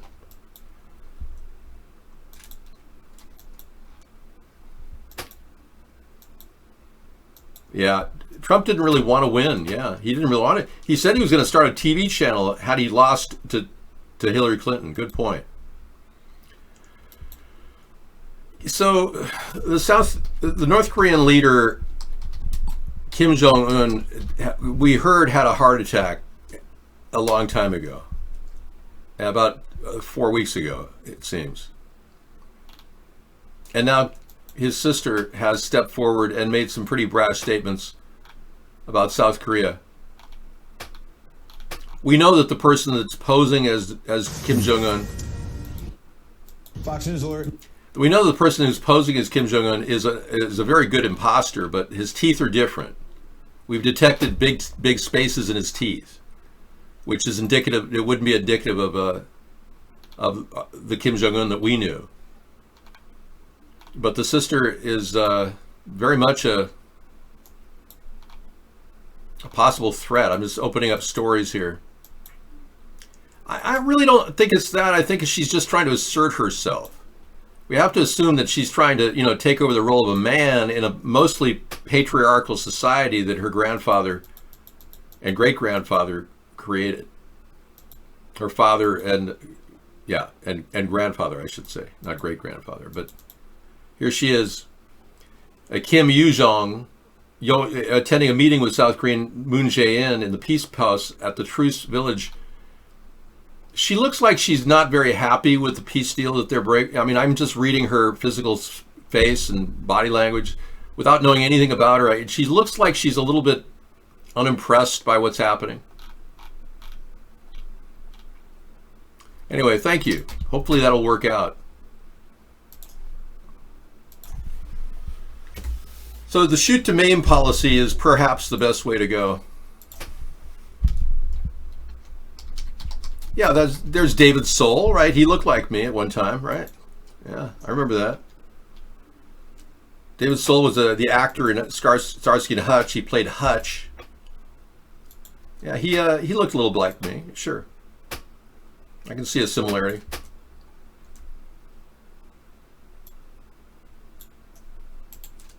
Yeah, a very similar face.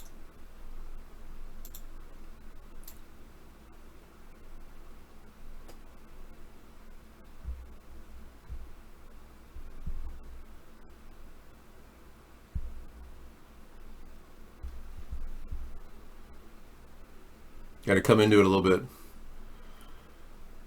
Yeah, but I didn't beat up a pregnant woman, you know, like he did. His whole career kind of collapsed when he decided to take his anger out on a pregnant woman. It really didn't go very well for him.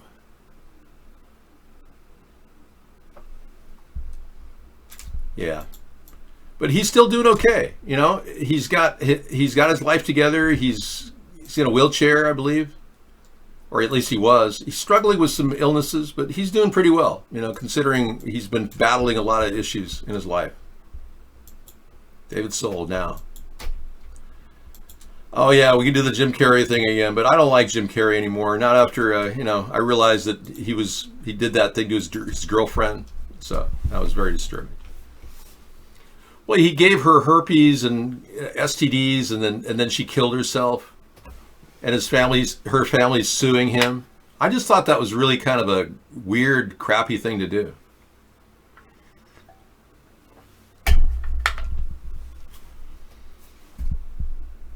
So the bottom line is, I look as much like George Floyd, or rather, I look as much like David Soul as the medical dummy looked like George Floyd. Similar analogy. I think I'm just embarrassed as a white. Yeah, NBA coach George Popovich shares emotional message of solidarity, diarrhea. Okay, he's embarrassed to be a white person? See, this is what I mean about white guilt. It seems to be everywhere in the Democratic Party. It's like they're processing it like a propaganda tool. Person to know that can happen.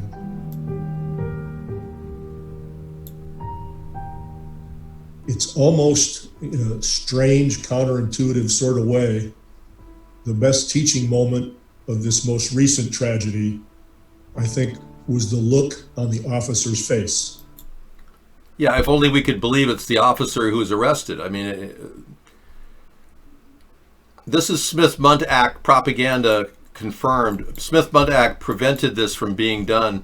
The government can mold the dialogue based on whatever they want. So if they want to make it seem like it's very racist to assert your freedoms or your rights as a white person, they can.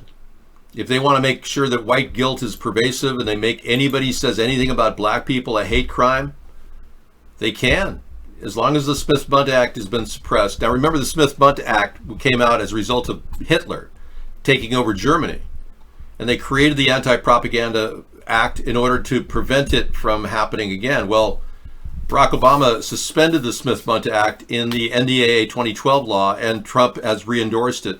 So what Obama did, so Trump did whatever Obama did and doubled it. Essentially now we are allowing the government to lie to us. So whenever you see a false flag happening, it could veritably be exactly that, the government lying to us about something. Now we got things happening in our country that, you know, it shouldn't be happening. Why would they want to stick a Q-tip that far into our nasal cavity to come up with an 80% inaccurate reading as to whether we have COVID or not? And what is this clip all about? Why would we even have a clip like this unless they were planning on implanting a microchip here? Now, we don't know if this was written in afterward. It may be from an actual photograph and a diagram. We don't know. Why would they want to do that to the human population, implant microchips in our body or contaminate us with a Q-tip all the way to the back of our head? Why? Because they really want to bag and tag us like they did the Jews back in the 1940s and 30s. Yeah, it's really the Third Reich phase 2, which is the Fourth Reich. We're dealing with Nazis again, trying to control our world right now. That's what we're all dealing with. And you may not believe it. You may say, no, Dave, you're off the deep end on that. No. But I can tell you emphatically that George H.W. Bush's father, Prescott Bush, our former president, and his son, George W., are related to Prescott Bush, a money launderer for Adolf Hitler. Yeah. So what does that tell you?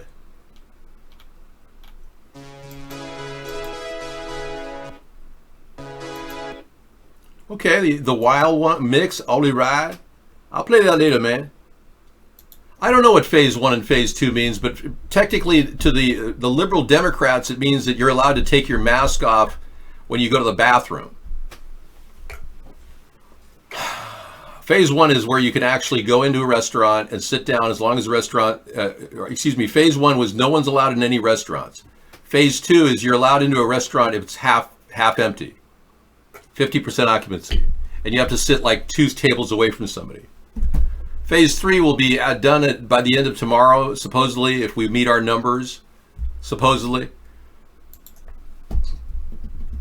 You think the Germans were the good guys in World War II? No. No, Hitler his father was completely paid for and owned by the Rothschilds. Hitler's father was a Rothschild. How can you say he was not a Zionist? His father was a Rothschild. Just get that in your head. It's a big, huge world out there of big controlling people who control the entire dialogue. Here is a picture of Adolf Hitler's father.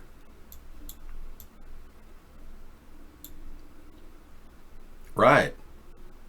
Completely related to Lionel Nathan Rothschild.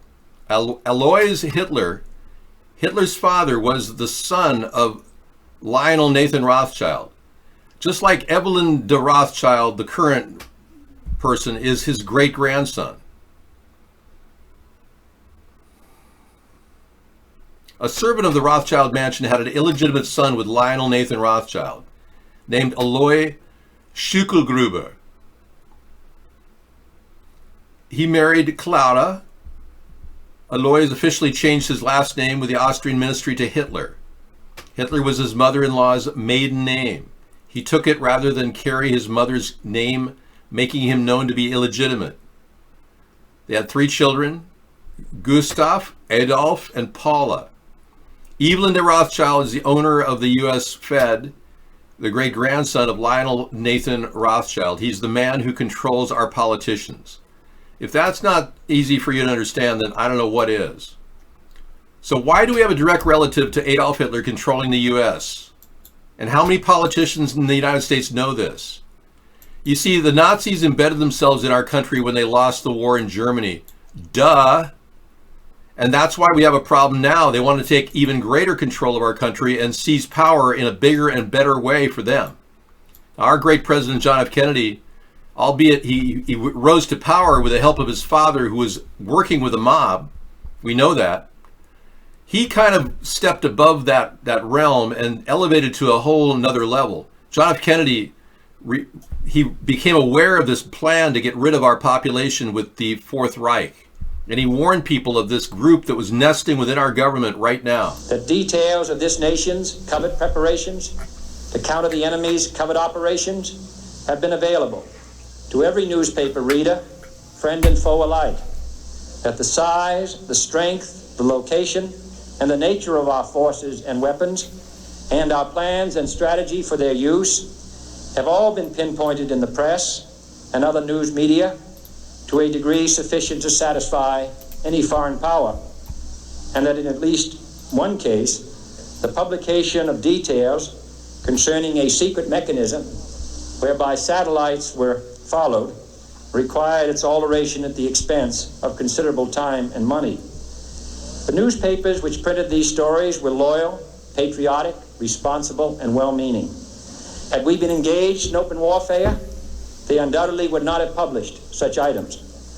But in the absence of open warfare, they recognized only the tests of journalism and not the tests of national security. And my question tonight is whether additional tests should not now be adopted. That question is for you alone to answer. No public official should answer it for you. No governmental plan should impose its restraints against your will.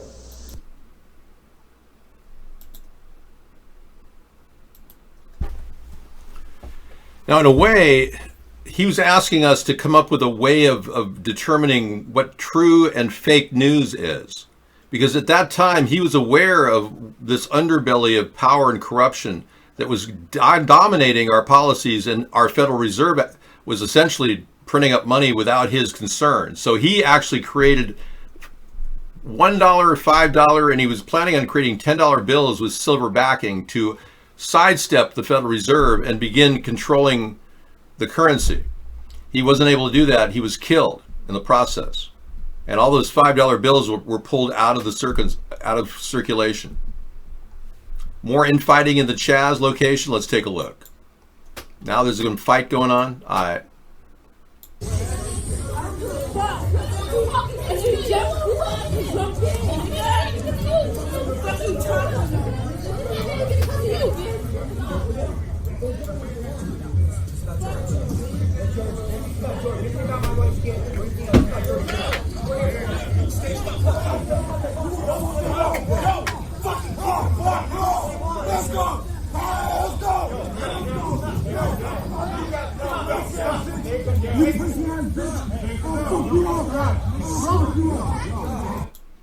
Yeah, things aren't doing too well at the Chaz. It's not that funny, but I guess if you're into, people suffering in their own pile of poop, that would be really funny, I guess. Yeah, phase 2 was NASA. Yes.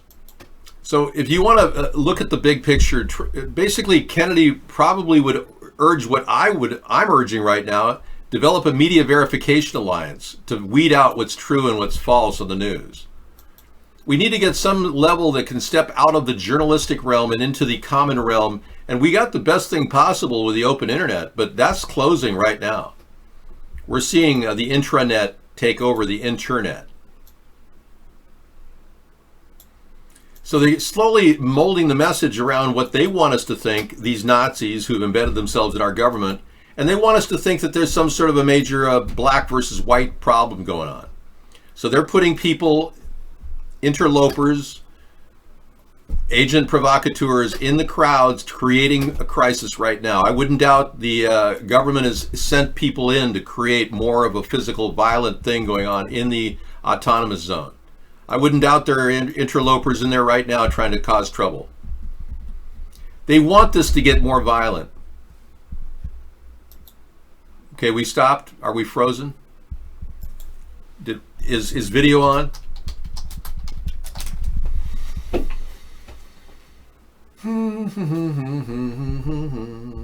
Okay, good. It is here, good. Okay, thank you. They've had a lot of cover-ups over the years. It's been nonstop. Our government's been dealing with nothing but cover-ups, and what we need really is a brand new start. Okay, I'm going to restart.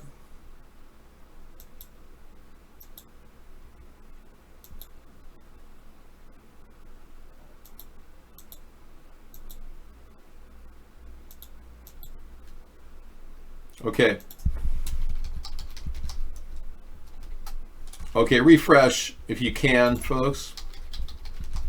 I didn't give you any cause for concern there, right? Great. So we really need a new America, essentially. Branded a new America. I call it a new America. We got perspectives on the pandemic. New York undercover nurse confirms the criminal hoax. We played that last night. It was really good. Polio? Is that what that means? Oh no, this is a new one. With the doctor. Oh no, this is the same one, yeah. We played that band video last night. Thank you, 3 more. It was good. We enjoyed it. Well, I'd like to bring back the old America, yeah. In fact, let's go to that header instead, because I prefer that. But it is a new America right now. You can see that, right? Yeah, unfortunately.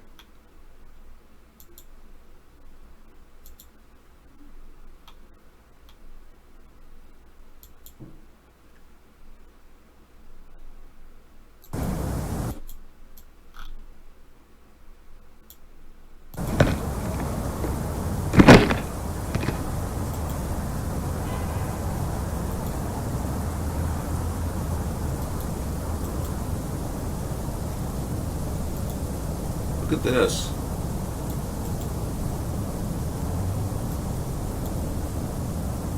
This is a strange picture. Somebody had a telescopic picture of the moon. He was looking at the moon and he saw those. Let me, it zooms in just a sec, hang on.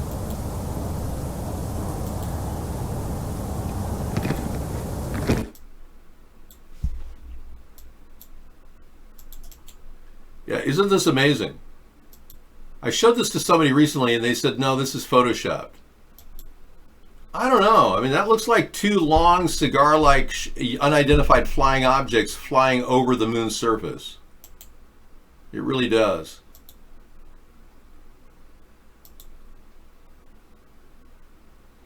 Okay, now we've got something that you're saying, oh no, I opened up the door. We choose to go to the moon in this decade and do the other thing, not because they are... And do the other thing. Not because they're easy. It says, aha. Okay, thank you. You want to keep posting that over and over again so I'll have to ban you? Is that why? Space worms. We're going back in time, yeah. We choose to go to the... And do the other thing. Okay, I'll look at that later, okay?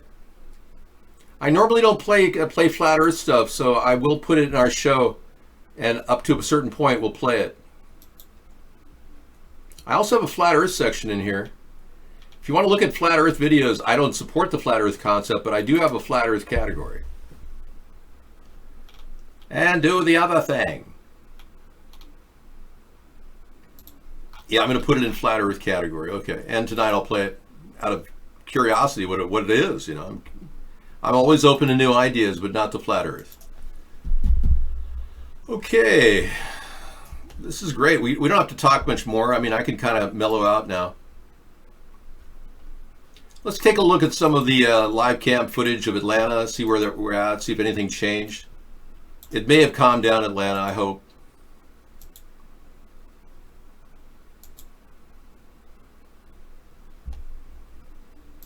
Nope, it's still pretty active right now.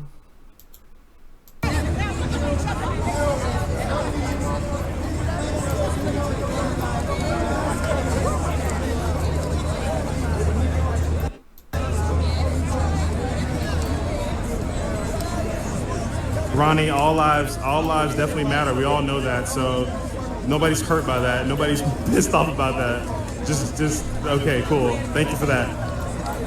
So all lives matter. People aren't pissed off that all lives are mattering now. So that's good. We made some progress there. All lives matter. Yeah.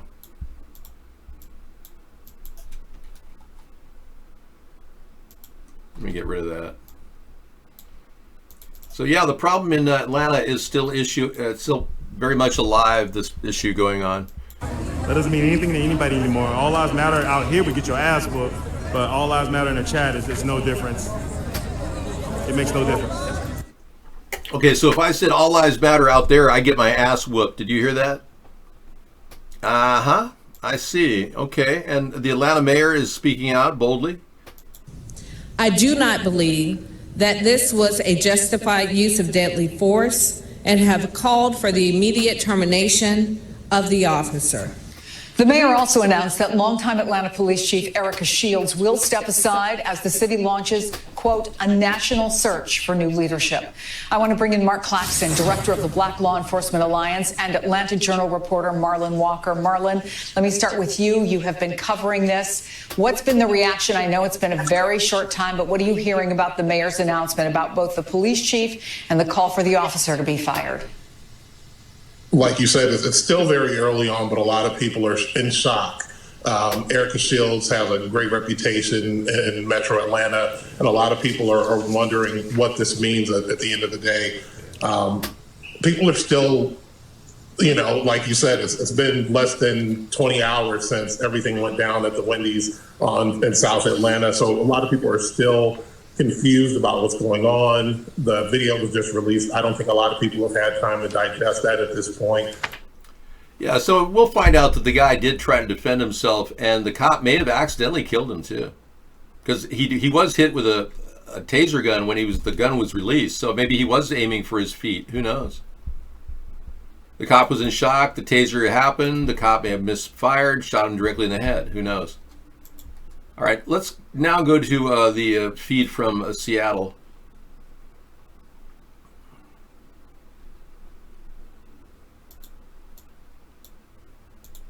Okay, so we just walked past where the police were blocking the road. So this involves shootings. On the left side of your screen, though, you're still seeing protesters face to face with Atlanta police officers. Their shields are still up, their helmets are still on, and they're still having that dialogue and those discussions that we really saw come to light in the past 2 weeks or so after those nights of tear gas and after those nights of rubber bullets in downtown Atlanta.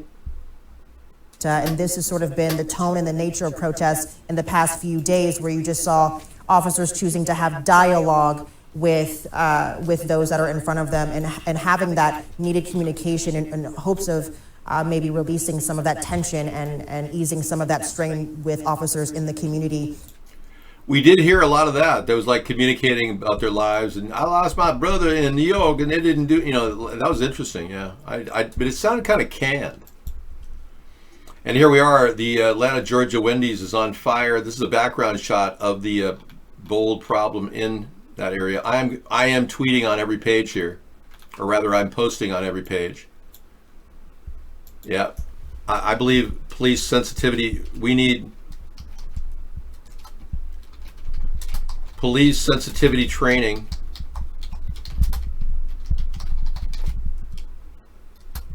with a shoot to maim policy.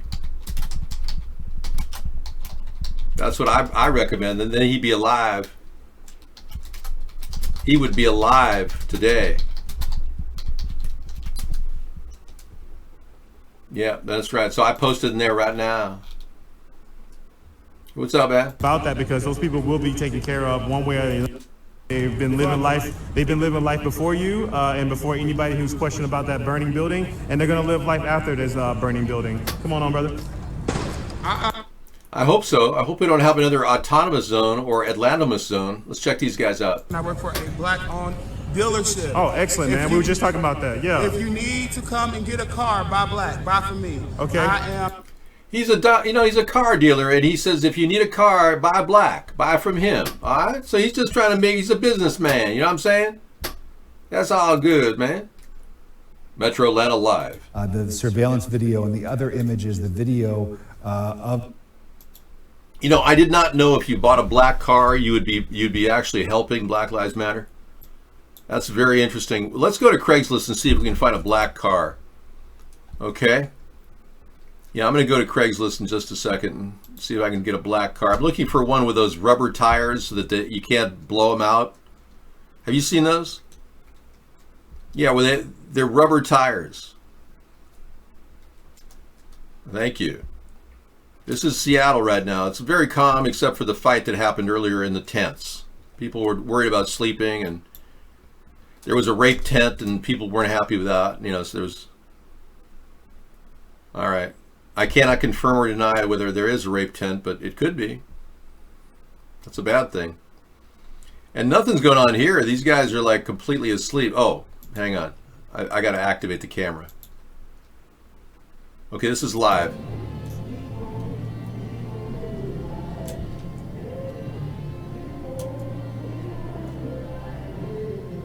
So apparently you can filter in and out of the autonomous zone. They're allowing people to go in and out, and they treat it like a little happening,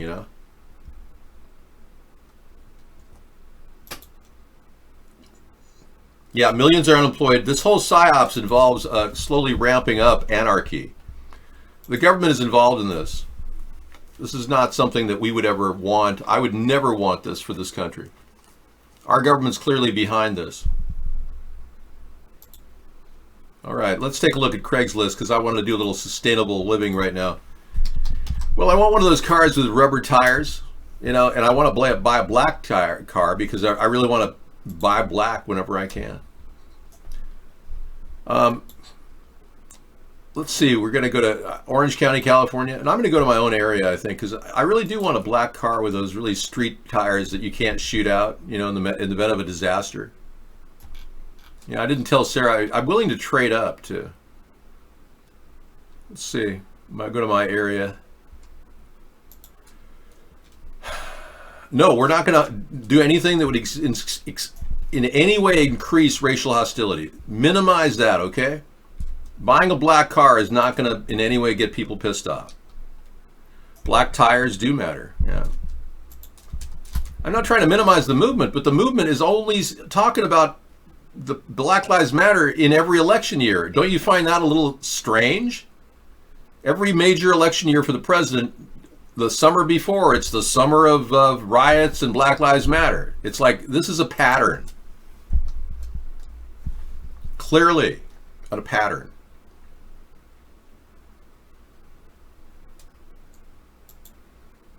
Black trucks matter. Okay, let's try to go through here and see if we can find a nice black truck. Let me start at the lowest cost and we'll see what the lowest cost black car I can get. Ooh, that was nice. See, there's not a lot of black cars out there. Green. See, it's a very popular color, black. Here's a BMW. Whoa, this has got those tires on it too, like I was telling you about. See these tires? They can't be shot out. That's a pretty nice Beamer for $1,750. So you could be driving down the road, these tires have no air in them, they're all rubber. Yeah, burning rubber. That is not bad, man. For $1,750, an Audi? Or no, yeah. Leather's good, look at that, that's not bad. A little bit of a, that left seat is kind of messed up, but you know, whatever. You can put a little patch on there if you want. It's a Beamer. It's not an Audi. It's a Beamer. Wow. That's pretty stealth. I like the way they tinted the back windows there. That's legal, you know. Very interesting. $1,750. Wow. Car runs decent and has recently had rear main and clutch replaced. It's a 2.51 with a manual 5-speed. Heated seats, CD player with Bluetooth and auxiliary. Price is low as car needs some work. Tires will need to be replaced soon. Oh, okay. Fan controller for the radiator. Well, there you have it. You can get a really nice car for under $2,000. A black car with decent tires. Okay, moving on. Would anyone like to try something interracial and maybe look for a white car?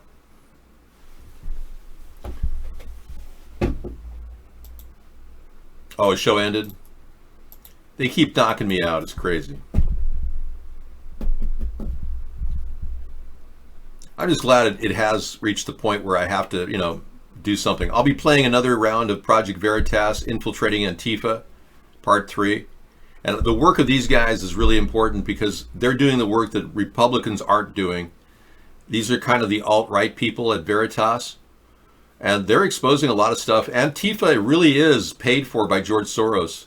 But what they don't recognize is that George Soros is getting a break from Donald Trump. Donald Trump never talks about Soros. So he's able to pull it off and fund riots and destabilize our country. And Trump's going, oh, no, we're doing a great job. Blacks love me. I'm doing great. Wonderful. I mean, I've never seen a more incompetent president than Donald Trump. And we covered this last week. We're going to be bringing you this radio station tonight. I didn't bring it to you yesterday, but I wanted to. It turns out that Bill Gates negotiated a $100 billion contract for contact tracing. You know how people are COVID tracing? Well, that's a $100 billion deal that was set up with a Democratic congressman 6 months before the coronavirus pandemic occurred. How did Bill Gates and the Democratic congressman know the coronavirus was going to break unless they had foreknowledge of this? So we're going to hear an audio tape on the Thomas Paine Network tonight as well. Okay, these folks in Shaz are just hanging out right now. Some people are sold on the idea that it's like a peace-love thing going on. But really, we just saw a fight break out in the tent area between blacks and whites. It's not a happy medium in there. I mean, without any law enforcement, there could be rapes going on. There could be people being murdered. We don't know this. I hope you are peace and love in Shaz, because last night you came in here and told me you killed 30 people. So I'm not sure whether you're peace and love or you're killing 30 people, okay? Yeah. We're still trying to figure it out. But bottom line is I have a great idea, and I'm going to take a little time to tell you about it before I close tonight.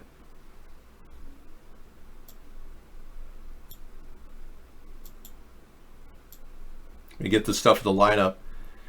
There is a place in SeaTac area. And this is my big idea I've been working on.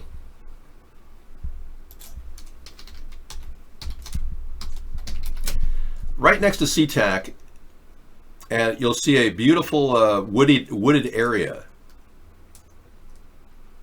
I'm going to close in on this satellite map.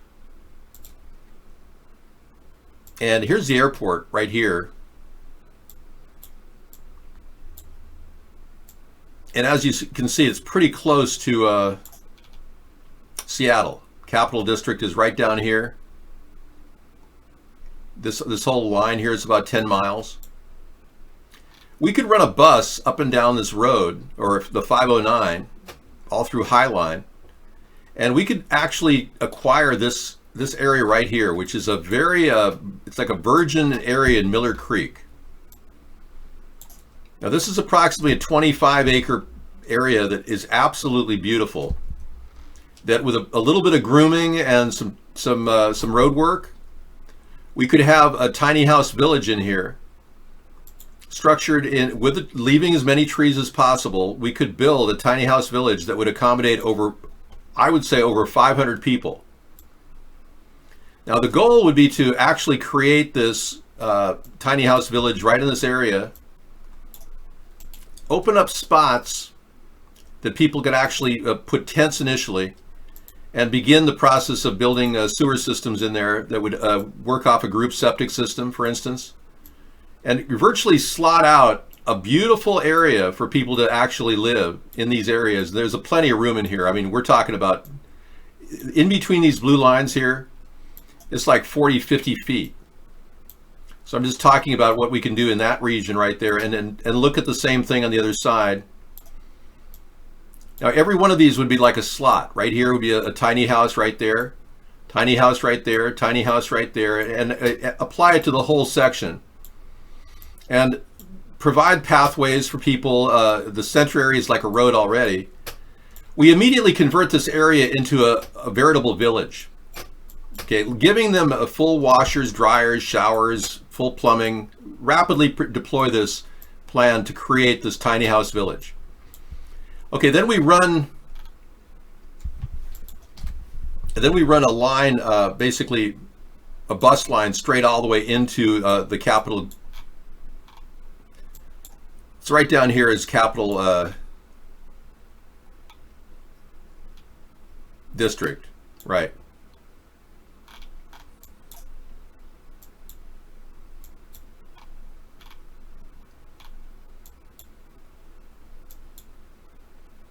Anyway, it's a straight shot about 10 miles. We run a bus that runs all the time, day and night, all the time.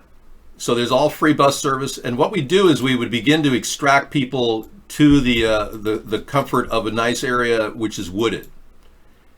We gradually deplete the city of its residents, opening up the possibility of more order, more police presence, and a gradually improvement of the Capitol Hill area.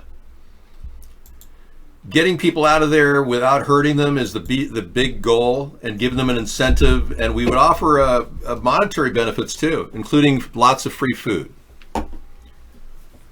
Hobo camps build right next to the SeaTac area.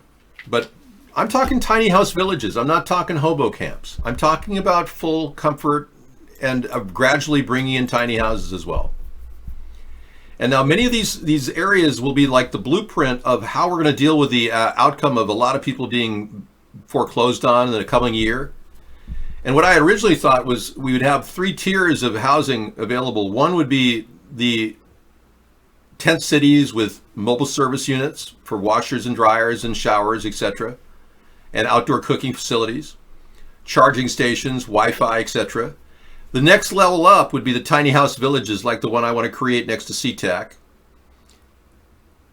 Okay. You have a problem? What is it?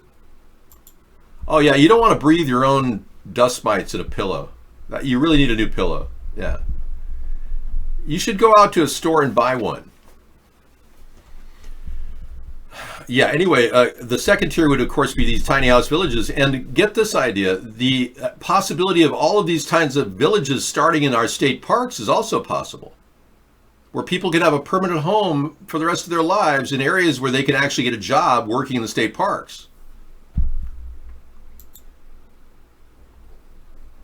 No, sorry to blow your bubble, but Miller Creek is in mitigation for the construction of a third runway. City Hall is waiting for public hearing. I'm intervening now, Morpheus, and I'm telling you, oh my God, we don't need a third runway. Okay? Oh my God, I'm going to tell you, that area is, you can take the mitigation and stick it up their ass. We need a place for people to live. Now, if you can come up with someplace better than that Miller Creek area, that'd be great. But I don't know any lower valued real estate than next to an airport, okay? So I'm not going to stop. I still believe it's a better idea than a third runway. Thank you very much. And plus, air travel's down, in case you hadn't noticed. Not perma homes. No. Tiny homes involve, every single tiny home in all these villages will have wheels on them. When you earn when you use your labor and you live in these temporary tiny homes, you can then build a separate tiny home that you could call your own, and we'll transport it for you within a 100-mile radius, that type of thing. So you will encourage people to spread out away from state parks. But we get you started there, you get a job. A lot of young people want a purpose. What better than to live in the woods and hang out and sing Kumbaya, my lord, Kumbaya, and then hold hands and have campfires. And the idea of people actually enjoying that life and becoming more in tune with nature is at the core of this concept. Now the third tier up is the Homestead Renewal Plan, where we're going to fix up houses in America and sell them for under $50,000 a piece. I don't know what Kumbaya means. Let's look it up.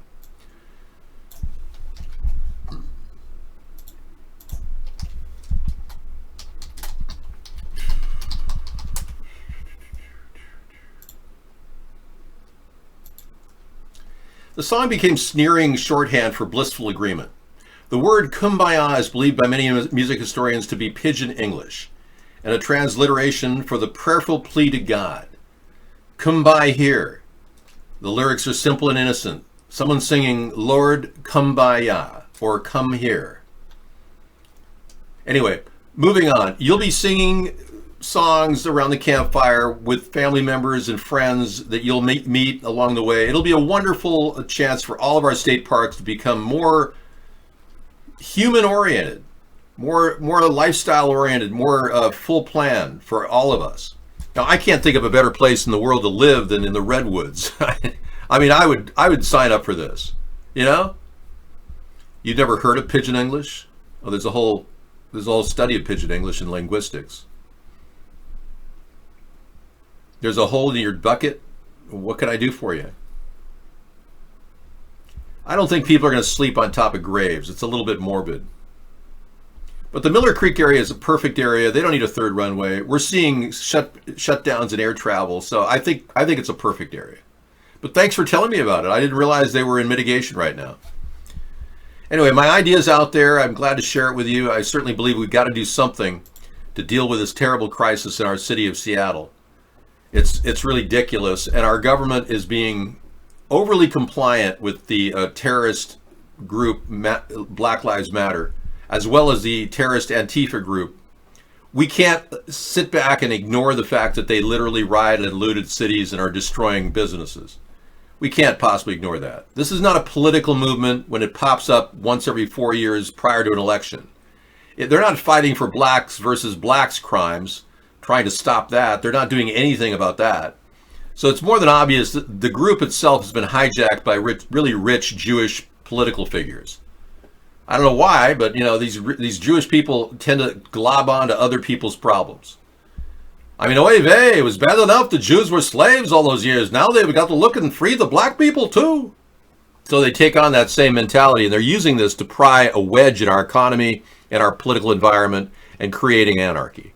Meanwhile, our president is turning a blind eye to it, and our governors are encouraging it because the Democrats think that it's a good thing that our country's falling apart because that way we'll all vote for them. They actually believe that. If you can imagine, that's how insanely incompetent the Democrats have become. That they want the country to collapse while they think that they're going to get votes because of it. I'm serious. This is how the Democrats are thinking right now. If we defund the police, it has to be for a reason, and we have to be able to come in with the National Guard to make up for the deficit. I would never defund the police except for using it as a carrot and a stick to get them to do police sensitivity training. That's the only reason why I would defund the police. So anything's possible at this point, but obviously we have to look at everything in a creative way. That's why I thought I'd bring up my plan to create. Now, any type of a village near there would be great too, but we need to be about 25 acres to pull this off. There's about 500 people that are going to need a new place to live after they leave the auto zone. All right. Okay, this kid nails it. I'll take a look at VidMax. All right.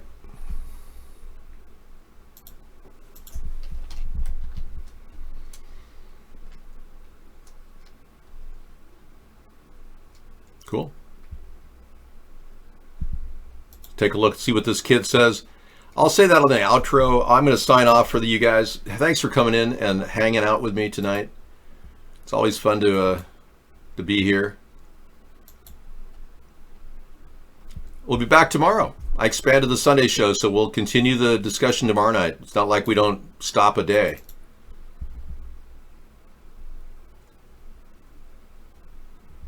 A white student is 4 times less likely to be admitted to a top university than a black student with the same grades and test scores. If that isn't systemic racism, then what is? Exactly what I was talking about in the beginning of the show.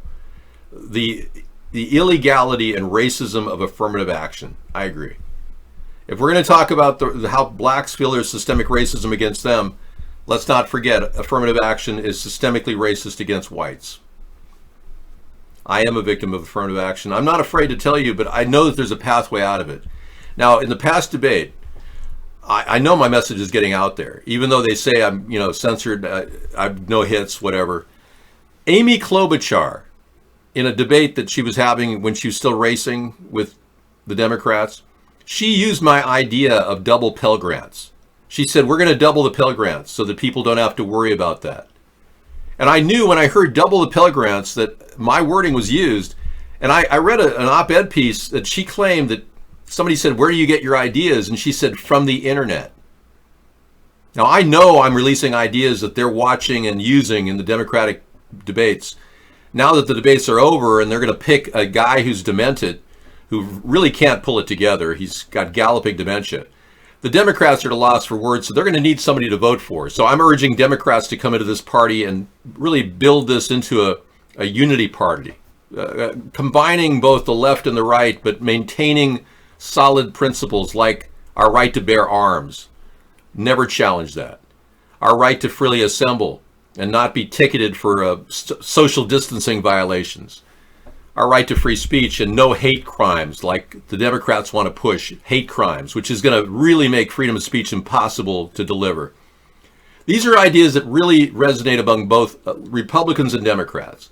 And I know we can find a pathway to unite this country. I know it. And that's what this third party is about. We really have reached that point where we really do need to unite, because clearly the two parties are being co-opted by very powerful forces that are trying to hijack our government, our sense of civil order, and they're creating anarchy because they want a new world order governance. I did support an assault weapons ban back in 2009, and I got a lot of heat for it, but I can tell you that I will never do that again. I got a lot of heat for it. It's one of the reasons why I stayed in the race after 2008 and kept going, because a lot of people on the right convinced me that any type of gun control is illegal. I totally went that direction, and I completely agree with it now. And I won't flip on it. People need assault weapons. You may not think they need them, but they do. I'm absolutely sure that you can't tell me what an assault weapon is, too. The Democrats can't name whether a .22 long-range rifle with semi-automatic is an assault weapon or not. They can't tell you whether it is or not. It's a simple weapon that you teach kids how to shoot with. It's not a dangerous weapon. So they would call it an assault weapon. I will not allow that. Okay, we're going to do the outro. Thank you for coming in, watching Mr. Wright signing off. I'll be in till 1 o'clock to talk to you guys in chat. Take care.